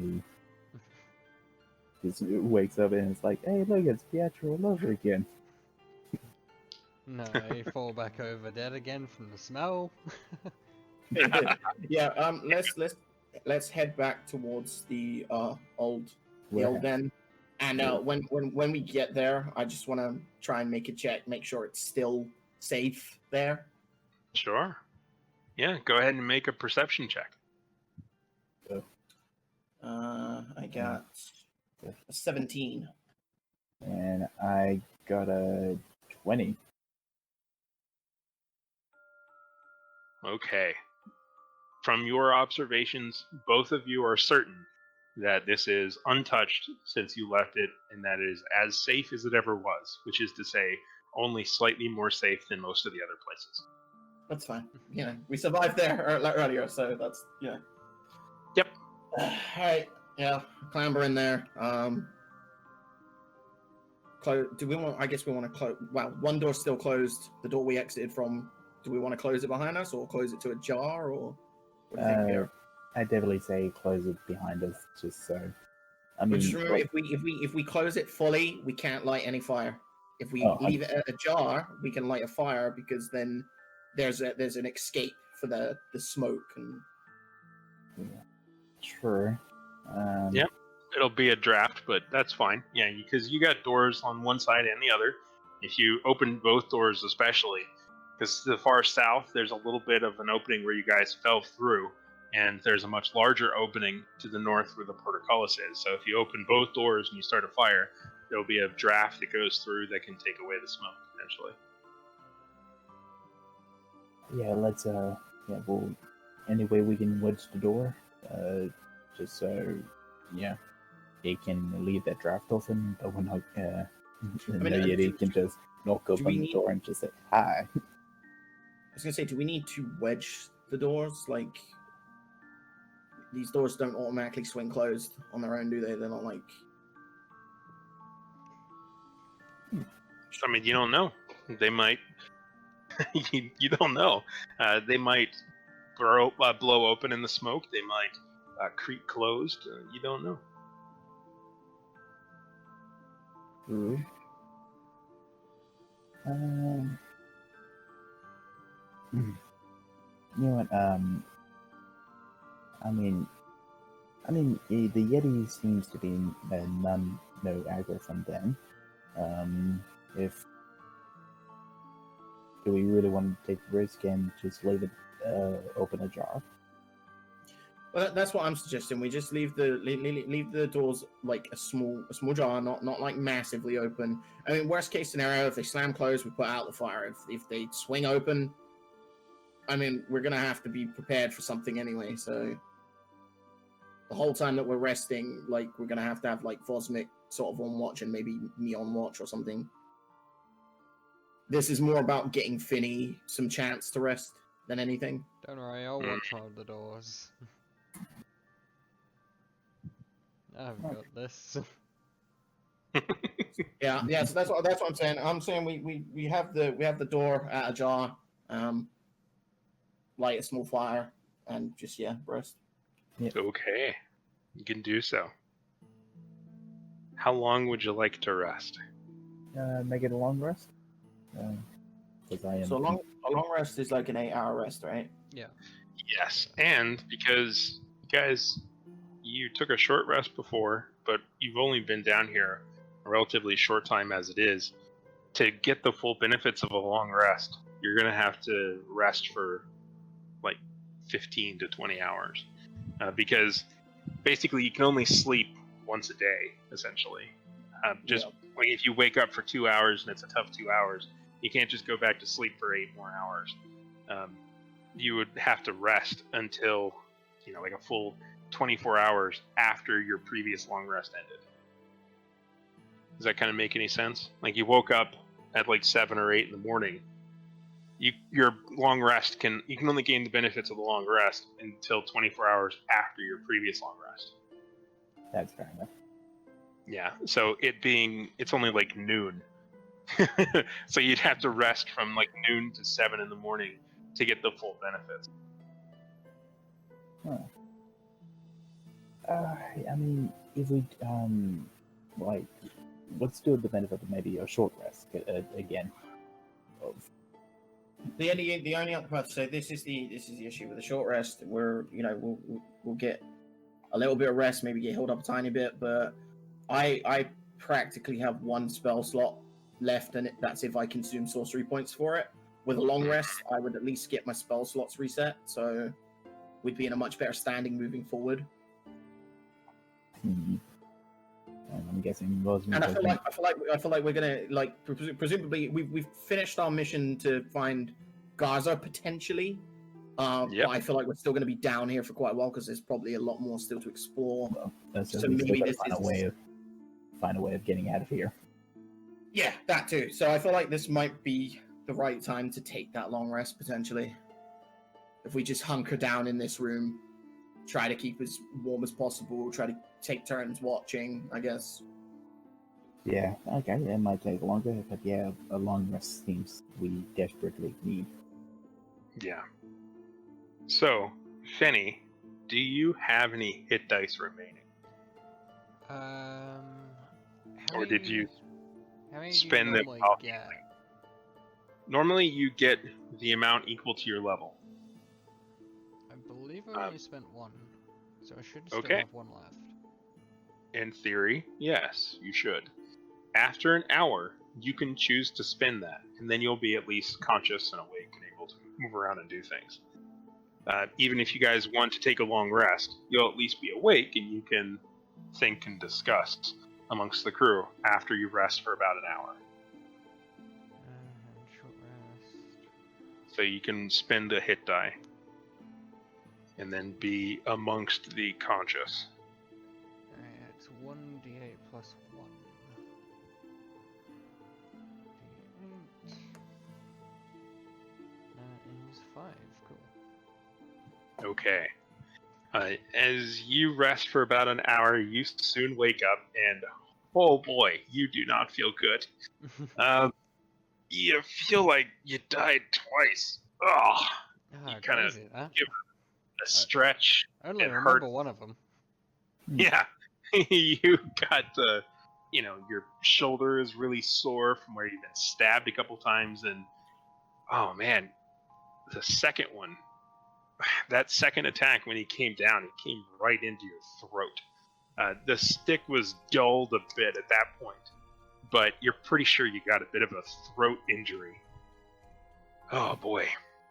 So you have a disadvantage, or rather, you have a level of exhaustion. Do you guys know exhaustion yet?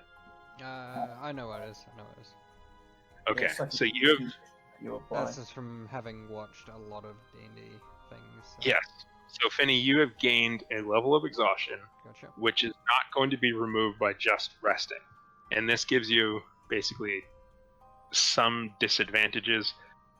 You're going to need some kind of magical healing, like a regenerate spell. Basically, you've got this is an injury that will heal with time, or will need some sort of a magical healing, potentially stronger than what your allies can give to reduce it. Till then, you're going to have one level of exhaustion, basically.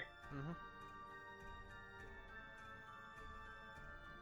Just don't get 5 more. Yeah, and it hurts to swallow. Like, it's just everything. It hurts to swallow. It kind of hurts to talk a little bit. It's not going to stop you, obviously. That's but my best feature. I know. I mean, first your chin and now your throat. They are focusing. Man. They are focusing in this area. They're going after that Man, mouth. the world is just out for me. I thought It's for a not second out for there- Pierre or anything, just for me. I thought for a second there you were saying talking is your best feature. I was going to say some would disagree. He was saying that. Yeah, Yeah, I it think. was. I was. Yeah. Well, some would disagree. Yeah, well, you would, wouldn't you? Even though I didn't say it, welcome back to the land of the conscience, Finny. How was the trip? I don't know how you do it over and over again. How do you do it? I don't know. How are you fine with this? I don't know. I have a friggin' flyer, it seems, back there. Alright. Death must be really sick of seeing you by this point. Do you all want to do anything? Make any preparations? Do any work in the time? Because essentially you've got to like kill a day. But in this time, you can be doing things. You just have to sleep for like 6 or 8 hours at the end of it. But you've got half a day, essentially, that you could be doing things if you want. We could try to find some of the meat from the supposed kitchen. Well, no, I think we have to remain in the rest area. We just could be doing things like reading. No, you can go away. No, because remember, yeah. So you waited long enough for Penny to take a short rest. So you waited about an hour, and essentially, to gain the benefits of a long rest, you need to have rest for at least like 6 out of 8 hours, essentially. In most situations, nothing strenuous for like 8 hours. But that's 8 hours starting at like 11 p.m. So you've got 10 hours that you can be doing anything. As long as you get to rest before then, you'll have a long rest come the next morning. So you got a half a day to kill. You could walk around, you can do stuff, you could make traps, you can do jumping jacks, you can do whatever you want for that hour. You can even go out and start a fight and die in that next hour if you wanted. Off you go, Pierre. Have fun. Yeah, so if you stay here and you rest, you will gain nothing until the next morning. So you could just kill 10 hours if you want. I think the only issue I can think of at the moment is like I don't think any of us have any materials to like craft anything or that like. I mean, correct me if I'm wrong, guys, but I'm fairly sure we came very limited supplies. Possibly. Yeah, well, I mean, the only thing I can really think of is going back to the other room and try to cook some of the meat, or grab some of the meat and bring back to the fire. Yeah, I'm not eating that shit. I'll stick to my rations, thanks. Rations are nice. Like, even if it is Yeti meat, that thing has been beaten to death by us, then dissected by them, and dragged into their room full of stench. I'm not eating that meat at all. You know that, Piero, that there are large enough cuts of meat on it that you can cut off all the surface stuff, all the contamination. And it's fresh. It's not necessarily ideal. It's probably going to be pretty gamey, pretty tough, but it could be potentially clean. Better than nothing. Well, you do have provisions too. So you've got hardtack biscuits and beef jerky and salted bacon and such. So it's not like you've got nothing. You've got a good amount of food there. I'll stick to my rations. Yeah. Potentially dangerous meat when I'm on low health. Nice beef jerky and stuff. You really know what some of here is cooking, eh? No, I think I'll pass. Thank you for the offer, very kind, but no. So you guys just want to do nothing for like a whole bunch of hours? I reckon, yeah, let's just burn it and get the long rest activated. If none of the other two want anything to do. Okay. Yeah, no. I was down to cook, but then nobody wants to cook. Is anyone going to keep watch? So yeah, I feel like we were I gonna can keep watch. At least for a bit. I was gonna say I feel like we're gonna take it in turns. I guess we'll just rotate out every like couple hours or something. Somebody else. Okay, who's taking first watch? And Bosmic's not here, so he can take first watch. Sure, Vosmic takes first watch. I mean, how is Vosmic doing? Vosmic's fine. He wasn't hit at all. He's doing okay. He feels immortal, and he is certain that if he keeps watch, that nothing terrible will happen, because obviously it didn't happen last time. So, when Vosmic finishes his rest, he goes over and wakes up Alucard. Or rather, when Vosmic finishes his watch, he wakes up Alucard. So, Alucard, for your watch, how do you want to spend it? Do you want to stay at one of the doors? Do you want to stay by the fire? Do you want to just ominously hover over Finny? What do you want to do? Um,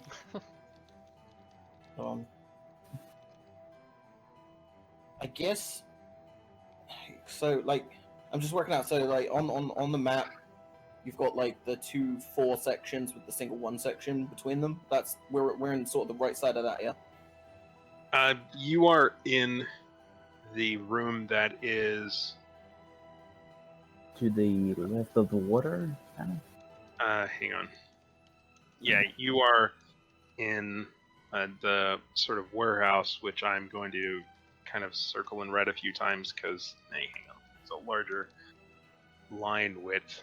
Much better. Okay. This is where you took your rest last time.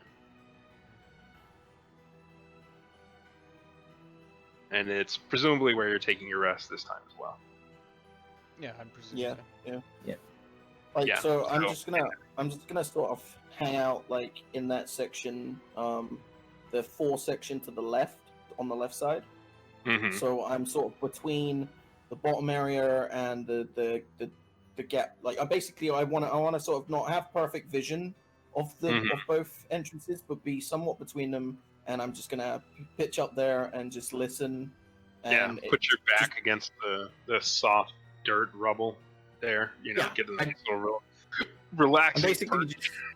I'm basically just waiting so that if I hear anything coming from either of those ways, or I see anything scuttering from either of those ways, I'm ready to sort of shout and run towards the other dudes. But Okay, that's good. So as you kind of settle in, relax, watching the doors, you hear a noise. You hear a tremendously loud, rumbling roar. From where Can I- exactly? I was gonna say, can I ascertain as to which direction it's coming from? Roll maybe a perception check or an insight check. Yep, one sec. Both a plus 2. I rolled a 14. 16 for me. You're unconscious, Finny. Yeah, I was gonna What? say. You're Oh. asleep.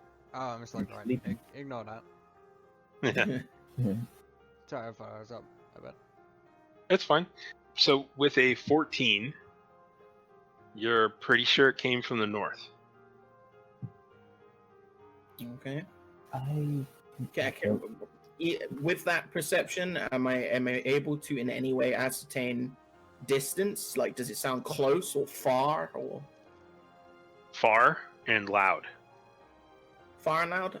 Okay, I'm just gonna sit tight then, because if it's far away, it ain't near us. So Mm-hmm. Good attitude.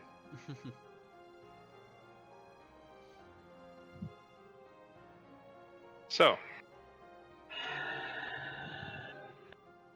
Okay, that didn't work. Sorry, probably not a good time for playing with sound effects. I usually like to have a sound effect ready because it would have been better. You're just chilling, and then a loud roar came into the. Anyway, so yeah, I'll prepare it for next time because That would be obviously it really won't cool. happen again.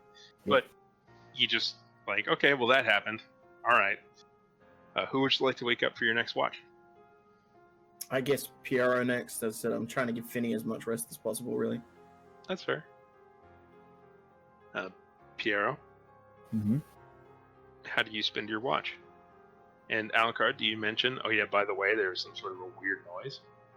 Just to clarify, this roar was loud, right? It was fucking loud.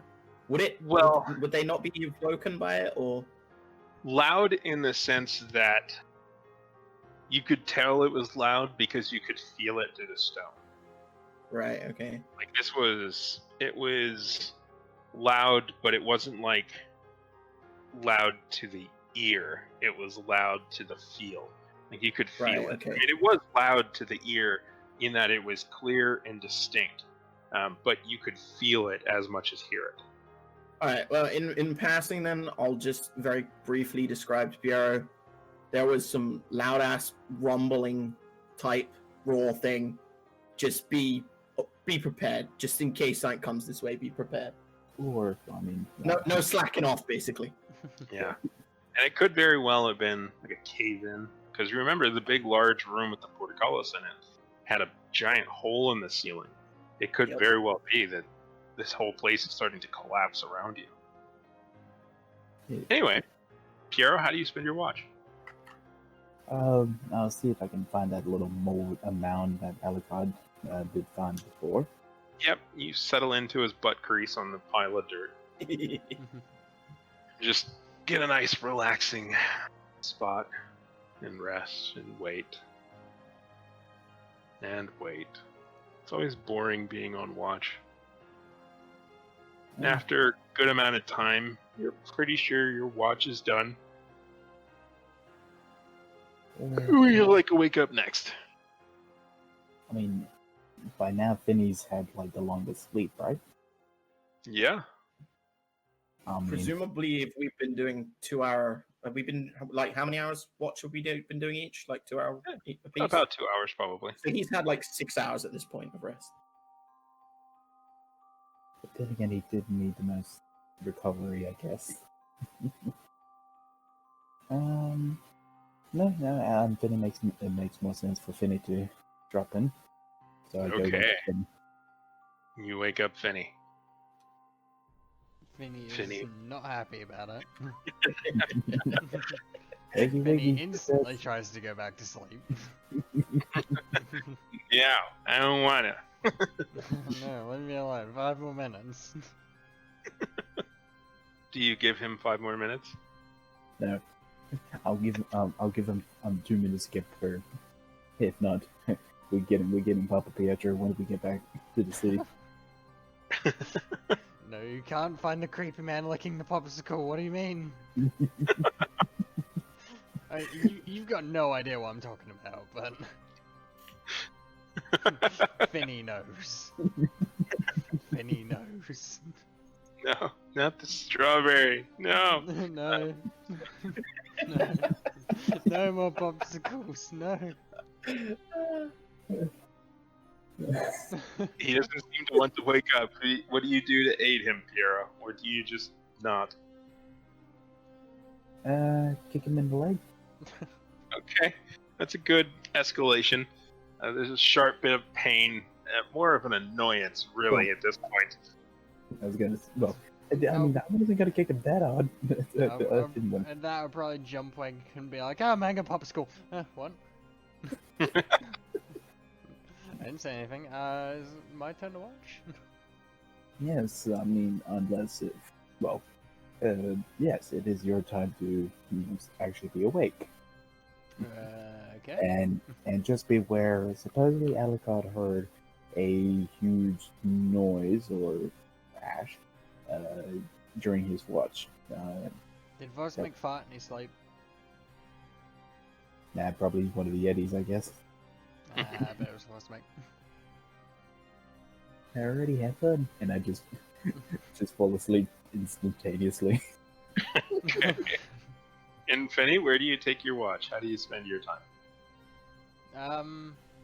I suppose I'll just be, keeping an eye on, there's 2 entrances to this room, isn't there? Yeah, there is. I'll probably just be, in one of the corners, watching both doors, just messing around with cards or dice, stuff like that, just keeping myself a little busy. Not fully Kind of paying attention to it, but... Pretty much putting yourself in kind of the same place or a different place? Somewhere where I can see both doors. You're not going to be able to see both. Yeah. Not really, Yeah, there's not really a way to really see both at the same time, but you can get to the point where you can kind of see one and kind of see the other. Yeah, I'll get into that sort of a point.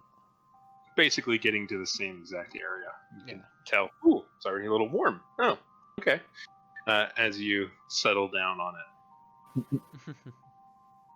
And you're just kind of fidgeting with the cards, practicing shuffling, practicing dealing from the bottom of the deck. All useful life skills. When you hear a loud kind of a clong, almost like a reverberation, and then a bang as something really heavy maybe falls. You're not quite sure what, but they some strange noises. How far away, roughly? You really don't know. They were, depending on how far away they were, they could be super loud. Depends on how loud they originally were. You don't know the source of them, but it sounded, there was some echoous nature to it. It sounded far off, and it sounded loud, and it sounded like it came from the north. Did it sound like something smacking into a giant portcullis? Oddly specific. Maybe? I have a theory, but I'm asleep. Yeah, I mean, maybe that? I'm gonna keep more of a watch on the north door. Okay. I won't do anything for now. I'll just, if I can notice more stuff coming from the north, I'll go to wake someone up. Okay. I'll leave it for now. Alright. You leave it for now. And soon enough, you all awaken, having gotten through another long rest. So... sorry, yawning. I need a long rest too. So with yours, the way I usually do it, by the book, at the end of a long rest, you regain all your hit points. I don't usually like to do it that way. And I usually think that it makes it a little bit more intense if you only regain hit dice. And then you can choose to spend it. That makes your injuries last a little bit longer, basically just makes things a little bit more gritty, a little bit more difficult, plus it's a little funnier because PR keeps going down. So when you leveled up before, so you were level 2, all of you are level 2, yes? Yes. Mm-hmm. So previously, when you were level 1, when you took a long rest, you regained 1 hit die because you regained half of your hit die rounded down with a minimum of 1. So you gained 1 because that was your minimum. Now that you're level 2, you regain half of your hit die, which is 1 per day. So all of you have 1 hit dice that you were going to gain. If you already had 2 hit dice, then you won't gain anything. You don't gain 3. It doesn't build up. And so if you are injured and you have 2 hit dice, I strongly suggest to at least spend 1 to regain hit points, because otherwise you're just wasting a hit die. Yeah. Yeah, but if you didn't have any hit dice before, I'll let you spend the 1 that you're about to gain to regain those hit points instead, but then you won't have a hit die for the rest of the day. Yeah, I'm gonna spend Or you mine. can, keep the hit die you have, however configuration you want. Does this make sense? You guys kind of following? Yeah, Yeah. I got you. Okay. Actually, just trying to recall, where do you actually see your current hit dice? If you click the short rest button, it shows you what type of hit die you've got and how many you've got. Okay. I did a derp and I don't understand what's happened. So I used the long rest feature because that's I thought that's what we were doing, a long rest. And Yes. it healed me because it basically said recover 6 hit points, recover 1 hit die, recover font of magic, favor of the gods, those sort of skills, and my thingy, my spell casting slots, and it recovered all that. But then it reduced my maximum hit points by 2 for some reason. Did you have something temporary? Strange. No, I don't think I had anything temporary. Don't believe you did. Well, what's the... Oh, go on. You can override your maximum HP back up. But that's what I've tried to do, but it won't let me change it back. So I had 16 hit points, and now it says that I have 14, so I'm just a little bit confused. I don't know why it did that, but you wouldn't have gained the 6 anyway. But I don't know why it did that. Well, if you click on your max HP thing, you can override your max HP there. That allows you to... I'm so moving to paper after this game. I'm telling you, this fucking site is garbage. I've not had any issues with it, so... I've heard it's good. You just gotta know the details of a lot of it. But, Right buttons to hit. Fair enough. yeah, I've not but had any issues I with don't know. I've never used it personally. So, Okay. but Yeah, so when you hit the long rest button there, it's going to automatically refill your hit point. I want you to not do that. Subtract the hit points that it gives you. Yeah, I've done that. So I'm back at 10 and 16 now. Okay. My we're skills. good to spend hit dice, yeah? Yeah, you are good to spend hit dice. Now, Finney, you had no hit dice remaining. Yeah, that's So you correct. can gain one for the day, and so you can spend that one. But if you take a short rest for the rest of the day, you won't be able to gain any health. Oh wait, sorry, if I may, Alucard, I believe the thing that might have doomed you over is during the long rest. There's a reset maximum HP changes during this rest. Maybe that might have been what picked it up. Sorry, I am just thinking what might have happened. Yeah, possibly, because I think the reason I had 16 was because we rolled dice to get our health, didn't we? And I ended up with 16 from that, so yeah, possibly. Anyway, and it's back to what it was. The only thing that's different now is that my skills have been reset. Basically, my slots have been reset. Yep. Cool. And as you said, since we took a long rest, it technically activates one of the hit dice. Yeah, it doesn't look like I took any of them, so I will use one up, but I should recover it, so it should be back to normal. Sure. Just quickly, Alucard, as well, if you hit the long rest button, it's got a couple of tick boxes, one of which says reset maximum HP, just untick that. That's literally what Piero just said. Oh, it wasn't? Shit. Yeah, that's what he's talking about, yeah. Sorry, my Right, bad. so presumably earlier on in our campaign, I had used one of my 2 hit die that I would have for being level 2. So would I be back at 2 hit die now after that rest? Yeah, if you didn't spend them, because you all gained another hit die when you leveled up.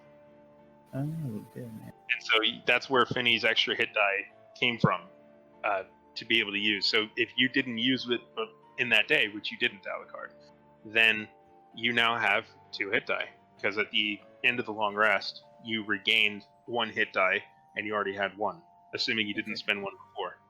Yeah. Okay, so I'm gonna use one of my 2 hit die now then. Okay. So it'll put you back down at 1, but you gain hit points. That is a 1d6 plus 2. So that's 5 plus 2 is 7. All right. Good. 7 hit points.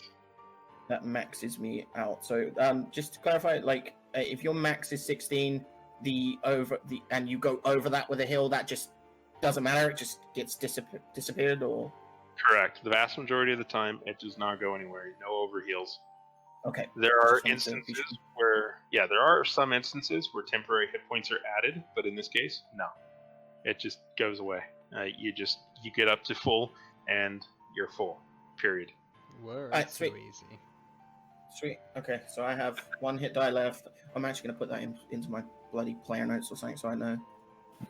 I have 1 hit die left, and I'm at full health. Nice. That's good. Piara, how are you sitting? I still have 1 hit die, and I'm sitting nearly at max. Very nice. Very nice. And Finney? I'm doing pretty good. I rolled an 8 on a d8 for healing, so... Nice. Okay. Fantastic. All right. What do you guys want to do? Still got a little bit of time in this dungeon. Your mission is accomplished. I mean, you found out what happened to the druid. He is super dead. In fact, if you wanted to be triple sure, you could not only take his papers, but also take his head. Because it's right there on the table, and there's very good chance that if you get back and you're like, here, we're pretty sure this is him, and they see that and it's not, well, then you have some explaining to do. Well, actually, you're probably still going to have to explain quite a bit because you showed up with the head. Yeah. But if it is him, then that guarantees, hey, look, job done. So in theory, your quest is pretty much done. You haven't done much. Well, you've done quite a bit potentially to help the people of the Rhombus Valley, because there were Yeti here. That's probably not good. Plus, these little bastards were almost certainly like stealing pets and little animals and crap. We've not And figured possibly out... even people. We've not you know. figured out the eternal winter yet, though, so... Yeah, I kind of I kind of feel like my character, although he's neutral chaotic and he kind of cares about himself, he also still likes to be loved by the people. He's very like charismatic, So I feel like my character would not want to leave unless leaving this place means that every person is like, oh my god, he's a hero. Like that's just who I am. So like I'm not leaving until we solve the winter shit. If anyone's gold, nothing more. If anyone's gold. There's probably something of value down here someplace. I mean, there's got to be. There's got to be more than just guts and shit somewhere. That, and we'll get gold if we manage to fix this eternal winter thing, so... Yeah, heck, you could just stay here for 7 years and get squatters' rights. This is a pretty big piece of property, and land's not being more up, you know? Couple of rooms to avoid, but yeah, other than that... I mean, at the time, we can detrap those, clear it out, you know, rebuild some things. Yeah, exactly. Ain't no big. I mean, name something you can't fix with paint. I mean, come on. A broken heart, that's what. I was going to say, So, there's a lot of things you can't fix with paint. So what do you guys want to do? Next time Pierre goes down, I'm gonna try and paint him to get him back up. Paint him like a French girl. oh my. Okay, so basically, we probably need to head back towards the north because, as DM mentioned, we probably want to get the head and take it with us anyway, just in case, as proof. You're carrying it, I'm not. I'm pretty curious about that room anyways. I mean, other than that, maybe we leave it there and come back for it later. No, I say we grab it now, and we do not have to backtrack. The issue with grabbing it now, we have a head. We have nothing to store it in.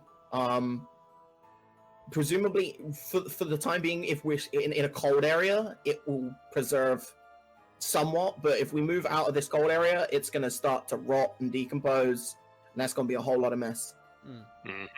So we've got that to worry about. And then there's also something else, very loud, towards the north that we're going to potentially have to deal with. So I'm just trying to work out what's the best plan of action. We can leave the head here in this sort of cold area where it might preserve for longer and come back for it after having dealt with whatever the fuck is forward, or we can take it with us now and potentially it's just gonna, decompose at some point and it'll be a waste of time and we'll have nothing. So that's just my thoughts on it. Like, yeah, what would you reckon, Finny? Head back and even check the room that the head was in, or see if we find that huge as noise that kind of scared Alucard a bit. I mean, I'm definitely in agreement that we leave the head until we're coming back out of this place. Like, there's no purpose in carrying it around with us, really. At this point, we don't even have an escape route. Like, we are still very lost. Like, even though we've explored this place, we don't know which way is up and which way is down, pretty much. Yeah, so we fell basically down a straight drop, didn't we? Pretty much. I think we at least need to have secured a path out before we start worrying about taking proof of his death with us. I say we go explore the room where the head is first and see if there's anything else important in there, and then maybe see what's up with the portcullis and all that. So we've still not really done anything of that yet. Yep, works for me, I guess. So that portcullis path could lead on quite a ways, so we might as well clear the room that we know ends like just down the corridor and then go down the unknown. If we're heading back towards that room, whilst you guys investigate that room, I'm gonna keep my attention on the room from the other side where the portcullis is. It's probably a good idea. Okay. Who's going first? Could we ask Vosmith to go ahead first? We're just using him as a meat shield. He's not here to argue, so... Vosmith casts light upon his shield, calls you all cowards, and you're probably just making it up anyway with the noises. I didn't hear anything, and I was on watch, and I can hear everything. And whatever, you guys are just making it up. And he pushes open the already slightly ajar door and begins to march down the northern hallway. I guess I'll follow, yeah. I'll follow. Okay. So, I mean, at the split, how do you guys specifically like? Are you looking for something in particular that's special, or are you just trying to? So, I I mean, mean, walk me through it. Be very specific. Just wanted to see if there's anything of value or anything important, other than very, very dead druid in that room to the left. Can I, before they head into that room, can I make a comment to them to say, "Hold your breath"? Yeah, I mean, you are aware that it is absolutely disgusting in there, so you can choose to hold your breath if you so want to try. Yeah, I'll try. I'd recommend it. All right. So, go ahead and make perception checks then. sure. I'll be going into the room, so... Perception, that is 13. 12. Okay. Do you also want to be searching the bodies of the kobolds, or? Yeah, we never actually searched them. I never picked up my fucking crossbow. I'm gonna pick that up as I go by. Okay. It's a little sticky, but yeah, It'll It's clean there. off. It'll clean off. ain't no big. I mean, that's fine. Yeah, I mean, it's fine. It's probably fine. Yeah. Yeah, little bit of repairs here and there. Yeah. Maybe just a new crossbow. Okay. So, who's searching the bodies first? I mean, makes sense. Finnick, he probably knows all the right spots to check. Yeah, I'll That's- search the bodies. Specifically wherever the one is that killed me twice over. The severed head on the ground. I want to stab its eyes out with my cane sword. Okay. You go over. Oh, You stab its you eyes. wouldn't be able to. You wouldn't be able to. The one that stabbed you, fucking Piero obliterated its head, didn't he? Yeah, its head came it- off. It didn't. It came off and spun Oh, okay. around. I thought he hit it with enough force that it went. My mistake, sorry. Split like a melon. That was his choice. If he wanted it to be gone, it could have been, but no, he just smacked it off. And it's almost entirely like I was It's- going to say that the one I did hit actually did crit, so I was going to say we could let the head disappear if we Yeah. if you wanted, yeah, it is most certainly not in the head shape, but it is still, pretty much there, unless you wanted to completely render it into juice. Don't deny me of my revenge. It'll be your eyes on the end of this pointy stick otherwise. Come at me, bro. Come at me. So, Finny, you stab what you're pretty sure is the ocular socket of this creature, and you think that's the other one, or its nose. You're not really sure, but you stab it just for good measure, and then it comes. Stab it a couple of times, yeah. Yeah, just a couple of harsh pokes. And then looking through its gear and going over it, you find that it's got some links of rope wrapped around its midsection and a couple of small tools hanging from it, mostly simple pry bars and scrapers. And then you can also see that it's wearing some kind of a patched leather armor, and it's got a couple of pointy, more like stakes, essentially, that pointy sticks that it was using in its attack against you. Nothing really Beyond that, use. yeah, it doesn't seem to have much of You value. mentioned when we opened the door, they fired crossbows. Are those crossbows like full-sized ones, like hand ones? Do they have They're maybe sort- bolts for them as well, or? They seem medium size in nature. They also seem quite poor in construction. These are very simplified crossbows. But they are crossbows. They do have strings, and they've got proper locks and triggers, and you do find that there are a collection of bolts. Very simple bolts, but bolts nonetheless. That these are simple, usable crossbows, although of very poor quality and virtually worthless. But Would, better than being disarmed. Would the bolts fit in my crossbow at all, or would they be too big? No, your crossbow is of proper construction that uses good, decent bolts. These Good. crossbows are One, they're longer, and so that's kind of a big of an issue where your crossbow wouldn't be able to really hold these bolts properly. And two, there's an issue of diameter. Yeah, fair Could enough. Alright. could the material, like if he took the bolts and stuff with him, could they be deconstructed and materials used to make bolts for his one, or? The right craftsman could almost certainly be able to make a decent bolt from those materials, yes. Yeah, I mean, I might as well pick them up then. I'll pick up the bolts, not the crossbows. Alright. Keep hold of them. Yeah, so you essentially have, let's call it 20 of these simplified bolts. Normally bolts are kept in a sort of a rigid box that carefully controls their fins. These bolts don't really seem to have much in the way of stabilizing fins. You doubt that these have very much in the way of range. And you can easily just bundle them up and put them in a bag. Okay, cool. I'll just edit this real quick. So you said about 20? Yeah. So I'm just thinking, like, down the line, if we ever get out of this place, you could potentially make better bolts. You could also get someone to enchant bolts, so you could use fire arrows and all sorts of shit. Do you know what I mean? Mm. So I'm just They thinking could- if we start collecting materials, maybe.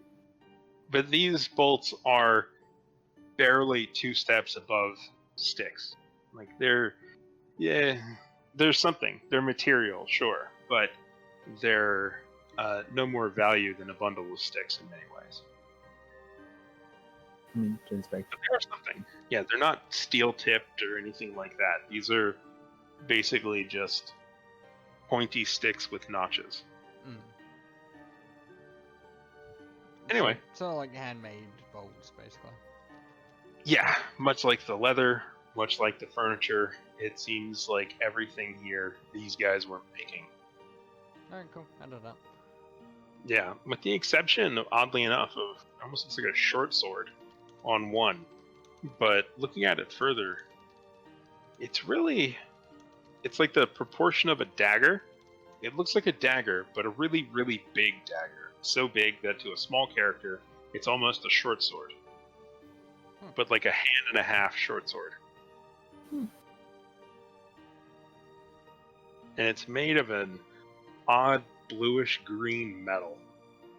Can we do any form of like Arcana check or anything to see if there's anything magical about it? Yeah, of course, definitely. I rolled a 22 in Arcana. Okay. You do not see anything inherently magical about it. There's no engraving. There's no engraving. There's nothing emblematic of it. There's nothing that seems to be magical about it at all. It does seem to be of a substantially different construction than everything else in this area. Everything else seems to be crude and barely fashioned together, cobbled in many ways. Just kind of everything's just held together with bits of string and pieces of bone. It's not very good. This is a carefully crafted metal, properly shaped blade. I'd say we take it with us because my assumption is that they took it off of perhaps the druid or someone, and it might be worth something if we get it appraised or something like that. Yeah, maybe. I mean, could the metal be probably unique, I guess, or rare? Maybe. Possibly. Could be. It's possible. Yeah, you don't recognize it. But in searching the kobolds, you find mostly the same. You do find a couple of bits of essentially like more like stone that has just been fashioned into shivs and daggers and things. You find a couple of instances where split rocks have been converted into little hatchets. You should just see it's like Stone Age-esque technology that most of these weapons are, and the finest armor that you find on them is essentially just big or rather, there's some leather with some chunks of wood on it. Most of it is not very good. There are layers of furs of various creatures just piled on, not even sewn very well, but some of them sewn, and just kind of all put together. There's not a lot that is really good in terms of equipment on these guys, and you don't find any coinage whatsoever. Cheapskates. The kobolds, like, living in their own filth. What did you expect? Cheap. I want money. Well, potentially Garza's dead, so there's 10 gold in his pack that you might get some of. Yeah. Money. I like money. Would you like to continue to? Would you like to search the room now that you've kind of searched the kobolds? Yeah. Holding my breath while I go in. Okay. If you would then make another perception check or maybe a constitution check to see how long you can hold your breath. And Finny, because you have your throat wound, if you would make this at disadvantage. But Piero, if you're going in, could you as well? Yep. It's a con saving throw or just constitution? No, it's not a saving throw. It's a check. You're trying to basically it's a combination between being able to see really well quickly or being able to hold your breath longer so that you can look longer. Okay. So which one should I roll first? Whichever you want. Pick one or the other.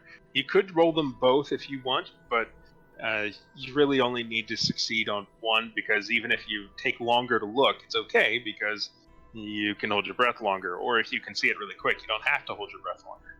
Okay. With my constitution roll, it is a 21. That's pretty good. You can hold your breath for quite a while. I'll roll perception, just a quick look. Okay, at disadvantage, please. Oh, that's already pretty bad anyways, but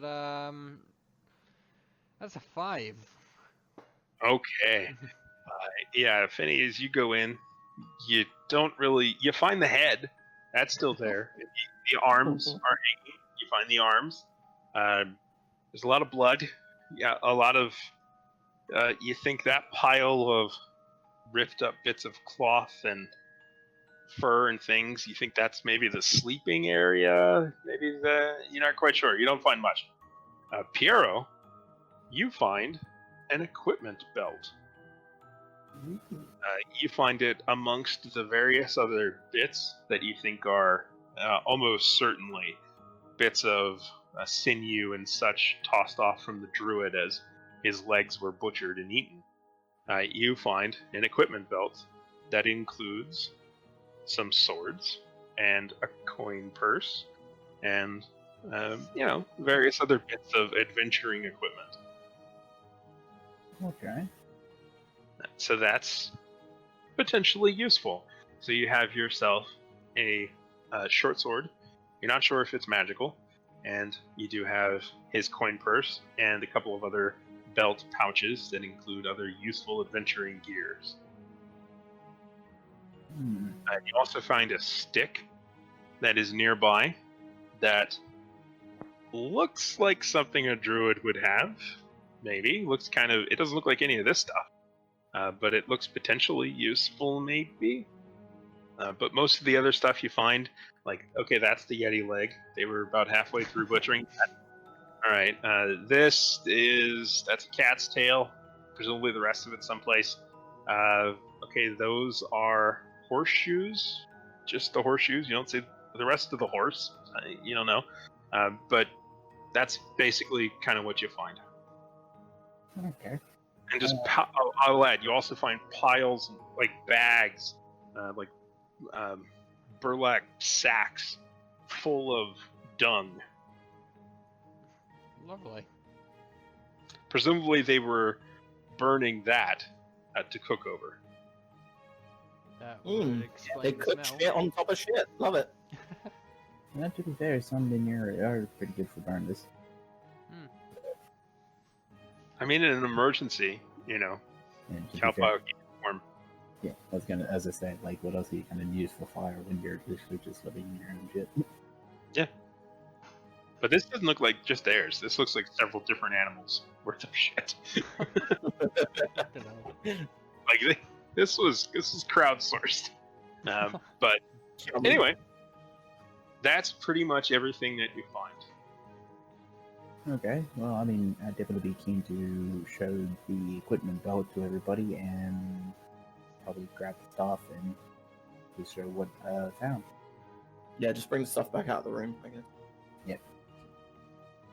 Everyone, come into the room.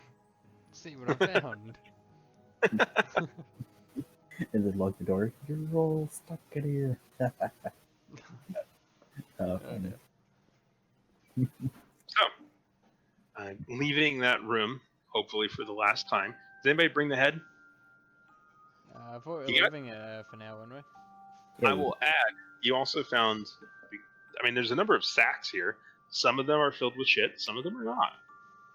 Some of them look like they were previously filled with shit, but are not currently. Some of them are, somewhat clean. You know, there are bags around.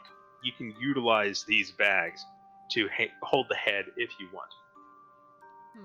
I can be in time, but if they are shit covered or being used for shit. Actually, come to think of it, we might not even be coming back this way, depending on where we go next, so maybe it is best we bring it with us. I mean, it's up to you guys. Worst case scenario, it starts to decompose and we just have to dump it, but... I mean, we're underneath a giant frozen mountain. Pretty sure it's gonna be cold all through here, not just that room in particular. But, you know. Yeah, fair point. I'm just trying to be prepared, but...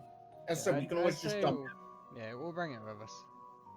'Cause, yeah, there is a chance we might not come back this way, 'cause I don't think we can get back out the way we came in, so...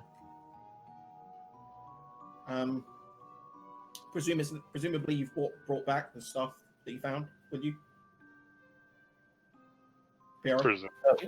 Yeah, I definitely grab the items and definitely keen to show the group. I guess, can I make an Arcana check on, like, the wood stick staff thing, or just to see if there's anything magical there? Yeah, sure. See if you can recognize anything magical. Now, I'll add too that there's a spell that allows you to detect magic to see if something is definitely magical. An Arcana check can tell you about magic and can help you maybe recognize magical symbols, but something can be magical but not be determined by an Arcana check. Right, okay. So an Arcana check is not definitive. An Arcana check will let you, if you look at a piece of paper that's got strange drawings on it, an Arcana check might help you recognize an arcane symbol or tell you the history of a magic item if you know that it's a magic item, or if you see a spell, you can figure out the spell, things like that. But something could be immensely magical, but still not be detected by an Arcana check, because if you can't see anything magical, then it's just sort of an intelligence check. But there's a spell called Detect Magic that allows you to literally see magic. You can really detect it and sense it. There's a couple other ways, but just to let you know, an Arcana check is not definitive. Yeah, okay, that's no worries. I don't have that spell. So I rolled an 18, and I guess, like you said, I'll just use it just to try to see if I see anything that seems magical symbol-wise, or just anything that leads me to believe there might be some magical properties to it. Okay. With an 18, you get the idea that there is something magical about this staff. But you do recognize that it does seem to be druidic in nature, and you being a sorcerer are not familiar with the druidic symbols nor most of druidic magic. So you can't tell. You think that it is magical, but you don't know what kind of magic it is. Not just from looking at it. Unless if somebody were to maybe use it, or you were to really study it longer, you might be able to figure it out. But because it seems to be druidic in nature, druids are pretty exclusive with their knowledge. Unless you had like a book of druid code, you wouldn't be able to do much. Okay, alright. The sword itself looks of exquisite craftsmanship, but it does not appear to be magical. And the pouch is heavy and clinks, but also does not seem magical. I presume Finny he would hear that coin clink pretty obviously. It is possible.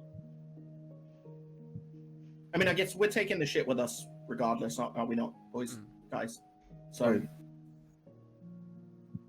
yeah, so I guess we just take it with us now and maybe try and check it out again properly later. Yeah. I mean, do you want to check what's in the coin purse? See how much is in there? Yeah, Because that could go into the group fund. So that is true. So do you take the time to count it out, essentially? How big of a coin purse is it? It's not too much bigger than yours if you're concerned about size. So But, it wouldn't take I mean, too long to count then. Not necessarily. Unless it's all coppers. Yeah, we're about to say. No. or It it's a seems to magical be- purse. Just looking at a glance, it seems that it is a mix of copper and silver and gold. Ooh. And in fact, you see the especially bright glint of some platinum. Ooh. That's nice. I like. Yep. So, do you guys want to take a moment to count all the coinage? I was gonna say, let's probably just take it with us. We can count it properly later. Okay. Taking it with you, you will count it later. And let me write it down how much it is so that I don't forget when you look. So, 5,000 platinum. You Nope. wish. not even close. 4,999 platinum. So where you want to go? What do you want to do? So there was nothing else. So we thoroughly checked with them. There's nothing else in that room. I mean, you didn't go through all of the layers of the sleeping pile. You didn't check inside of the pile of dung to see if that's where they hide their treasure. Like, you weren't super thorough, but you looked everywhere. In a sense, you were pretty methodical. You looked from area to area. You found stuff that was standing out, but you didn't go digging around too deeply. Damn, Yeah, that's where the 5,000 platinum is. I'm telling you. It's right in there. Just dive in head first. You'll find it. Okay, well, I mean, Finning's lowest to the ground, so he'll probably have the best chances of finding it if he was to dive on in. So Nah, I think I'll pass. Yeah, it's only 5,000 platinum. It's nothing much.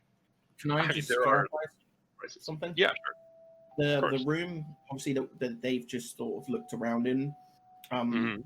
so towards like the north and the west. Are those other ways that we can go, or does it look sealed off? Or They are closed doors. You might be able to go through them. You can certainly try. Right, They I'm do just- seem to be. Oh, I didn't even notice those. Yeah, and that's the sort of thing. But you can tell the difference between them and the wall merely because of the sort of texture to it. But it looks like besides chopping a bit of a hole in one, everything else, like they've put stuff against it, like the dung is piled on the northern door. They seem to have been considering them as good as walls. But potentially, yeah, they're doors. They got knockers on them. They look like they're push doors. You could try to go through them.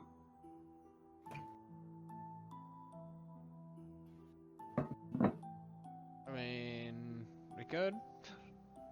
well, it's that, or head towards the portcullis again. And I mean, did you want to try and? And there is a door on Assuming- the other side of the portcullis as well. Yeah, so And there's assuming an area to the south that you haven't explored. assuming the portcullis is still closed because we have no idea at this point. Vinny, did you want to try and slip through, or do you want to avoid doing that? Or I mean, I can easily slip through and, can easily get back through if there's a big bad Yeti on the other side. I said the risk is on you. That's what I'm sort of saying. Do you want to give that a go, or do we want to go elsewhere? Or Might as well. Hero, thoughts? Uh, I mean, we never did check the other, or actually, if I recall, both paths in the portcullis was, well, one had a huge spikeful trap. I knew that all too well. Oh, yeah. The void didn't exactly lead to much. Then again, we never did entirely. Maybe I'm just like thinking, is there any where we drop down? Is there anything we truly want to? I mean, how far do we want to explore all our options? Yeah, because where you originally fell in, you came into a hallway that went left and right, and you went left. You never went right. Just throwing it out there. Yeah, no, I like. As I said, I'm just so far. I've just been kind of playing this like you play a computer game. You pick a direction, you explore it until you run out of options, and then double back if you have to. Yeah. Or if it just keeps going and going and going, but you get to a point at which you feel like this is leading you out of this place or on somewhere else, then you might double back just to check the other area before you continue that way. But we haven't run out of options yet. We've still got those doors in the shitty room. We've got the door on the east side of the room where the portcullis is, and we've got the section that goes through the portcullis. And of course, you do have the hallways that go off of the large pit trap that Yara nearly died in. And Yep. theoretically, you could also climb down into the courtyard with the frozen waterfalls and cross the courtyard and look around down there. I'm not entirely sure how we're going to get down there. That you think you? Oh, you described could that get to be down quite there. Quite a drop. Yeah, you'll get down there. That's no problem. That's not a You will there get down. safely. Get down there safely. It was the Okay, key well, word. you know what? You didn't say that, okay? So that's not on me. That's not an assumption I should be making. So, what do you guys want to do? Do you want to check out the path to the right of where we entered this place then? Or do you want to just go through Portcullis? We are definitely closer to Portcullis, but... I mean, then again, wasn't there a... I mean, I might as well check the room of what Cutlass now that we do want to try to open it up, or well, see. Yeah, the portcullis is less than 50 feet away. Like, you could just walk over to it real quick. If you... Depending on which door we or I mean, cautiously, because let's not forget I heard some growly noises from somewhere this way. Something could have caved in. I did hear a big bang at some point too, so... But yeah, I say since we're up this way, I mean, if you want to do something, if you guys want to do something else, then fair enough, I'm game. But I say since we're up this way, we check either the other doors in the shitty room or the portcullis room, because they're right here. Yeah. They're both right here. If we double back all the way to the start now, that's a long fucking trek for what could be a dead end. Yeah, it's like 200 feet. Yeah, it's probably okay. In terms of metric, it's a good trek as opposed to just being really close. Yeah, we might as well deal with what's close first, and then double back if we have no other paths to go down. Yeah, it's like So over 60 meters away one direction as opposed to only being about 15 meters the other way. So which one? Doors in the shitty room or portcullis room? Doors in shitty room first, or closer. Okay, do you want to attempt to open the one that has the bits of the door kind of smashed in, that has some stuff leaning against it, and or do you want to go against the one that has the sacks of shit in front of it? Which one would you like to try to open first? I mean, sacks of shit can just be moved. You can just pick them up and move them. Well, it's a push door. You could just leave them there, and just have Vosmik stand on them. I didn't really want to climb over shit to get through a door.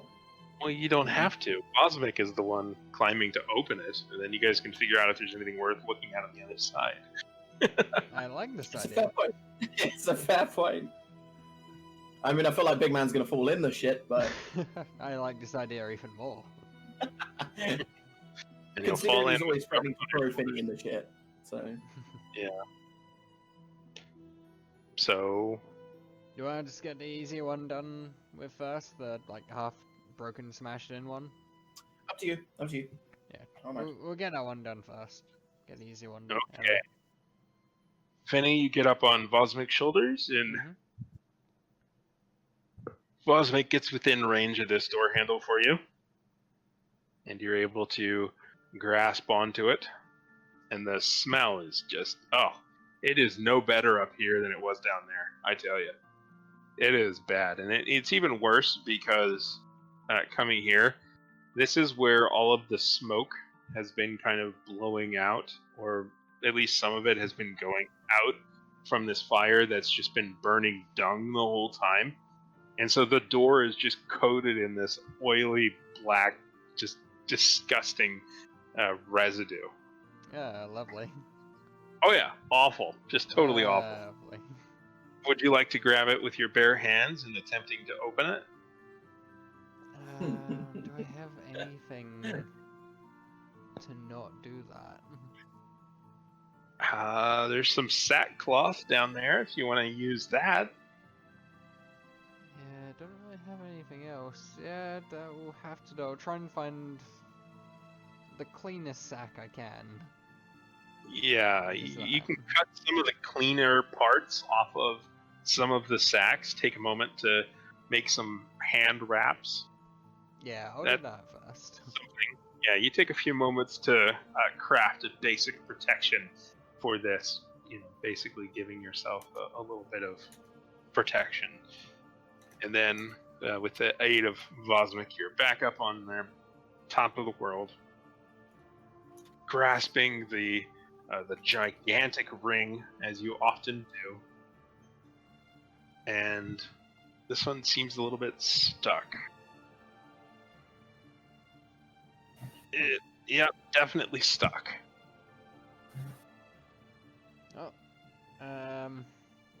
If I turn the handle, can someone stronger push it from below, perhaps? Well, no, Fairness. you haven't even. The handle seems stuck. Oh, the handle seems stuck, right. Yeah. It, Gotcha. like, the others were mostly able just a little bit of resistance and they're able to go. This one, that little bit is come and gone. What would you like to do?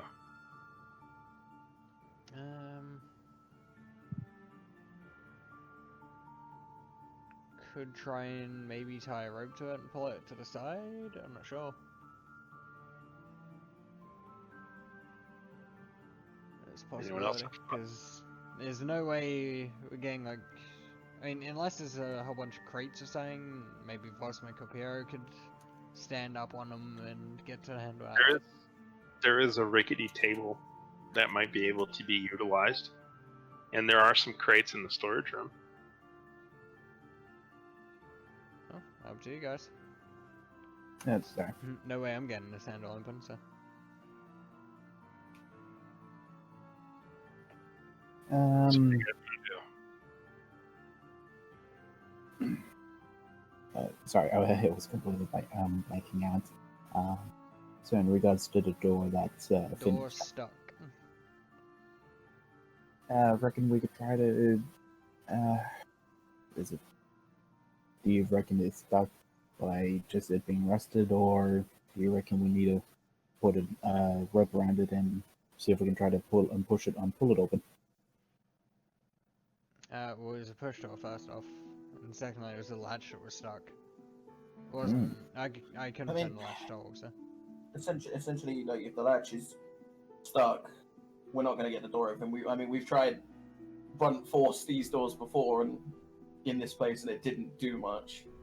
Well, you've been able to actually open all the ones that were stuck before. Just took Only by getting the latch open though. Yeah, and Fenny's hasn't really even made a strength check. He's just tried to open it and it kind of stopped. It's possible that he or someone else might be able to force it. I mean, I could give it an attempt, but I'm not very strong, so... You have the same strength as me, bro, so you might as well. That's why I was suggesting maybe we get one of the stronger characters up on a crate or something and they do it. Will the crates hold their weight? I mean, if they will, then sure.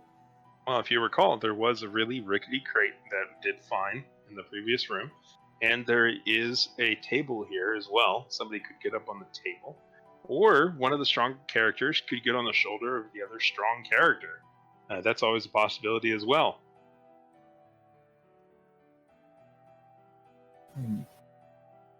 Or Fenny might be able to open it. Just with a little bit more effort. I mean, I could give it a go while I'm still up. I'm presuming I'm still up on someone's shoulders, so I can give it another go. Yeah, might as well give it a go. Yeah, so Might as strength check, I'm guessing? Strength check at disadvantage. Because of your exhaustion from your throat injury. That is a 3. Yeah, no. It's not moving.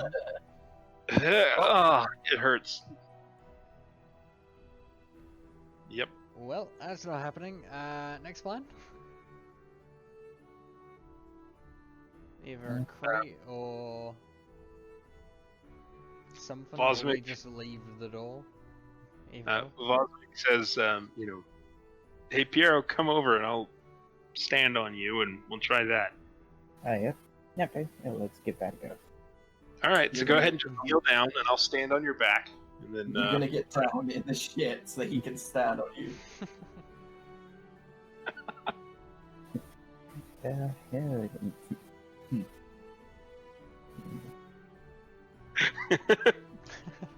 Do you do this or do you consider other options? Yeah, I mean, he has hoping Vosmik falls back on it first onto the ship. Okay. Will kneel down. So you do get down and you allow Vosmik to use you as a step stool? Yeah. Okay, fair enough. He attempts to open the door, rolling at disadvantage for his rib injury. And that's a 1. He does indeed attempt to open this, immediately goes from the rib injury, and then falls sideways off of Piero and lands head softly on the gentle, pillowy cushions of bagged dung. Yay! He rolled a 1, and it Vosmik is deep in the shit. Yeah. So, You want to give it a go, Cod? Do I want to do it? No, I do not want to climb up on your back and try and open a door and fall in some shit. Do you want Piero- The table. Can we? Okay, Yeah. Is it movable? Can we just drag it across to where the fucking door is? absolutely. Piero, Right, let's do that. drag the table over to the door, and then get up on the table. Okay. Alright. Okay. Now, your nerve injury really only comes in when you're quickly trying to do things. So, you're not going to have to roll at disadvantage here. But do please make a strength check for me. 4. Oh my god. Come on. Fucking door. The door does not seem to want to budge. Is it too meta for me to have a turn now, or at this point? I mean, the table's already there. You could just climb up and try it. Yeah, I'm gonna have a crack. Okay, go ahead and roll a strength check, please. 14. All right, you get up there and It's not moving, presumably. it does not move. No. Alright, fuck it. I'm done with this Fuck talk. I'm out. door. Look, we've achieved something here, guys. Vosmik is deep in shit, so it's a win. It's a win in my book. Fitting in. He cries in the corner. So what is you all can maybe ponder your options, maybe give it another go next week, or perhaps come up with another plan. But we will pause it there with you're in this situation and it stinks, as frequently does. So, all right. In theory, can everyone make it next week? Yeah. Yes. And he's hoping we're not actually having another event going on this week. Don't believe so. Believe the next SpaceX thing's happening in like late September or something. I was gonna say you make digs about that event, but it's not like a small thing, Piero. Like it's the first time That was a pretty big thing. have gone to space in like a long fucking time. 9 or 10 years, I think. I know, but From I'm just American soil. we really do have bad timings on Sundays. Like all the I other mean, We yeah, weeks. didn't choose it. We didn't choose it. that was very on timing, but I really didn't want to miss that.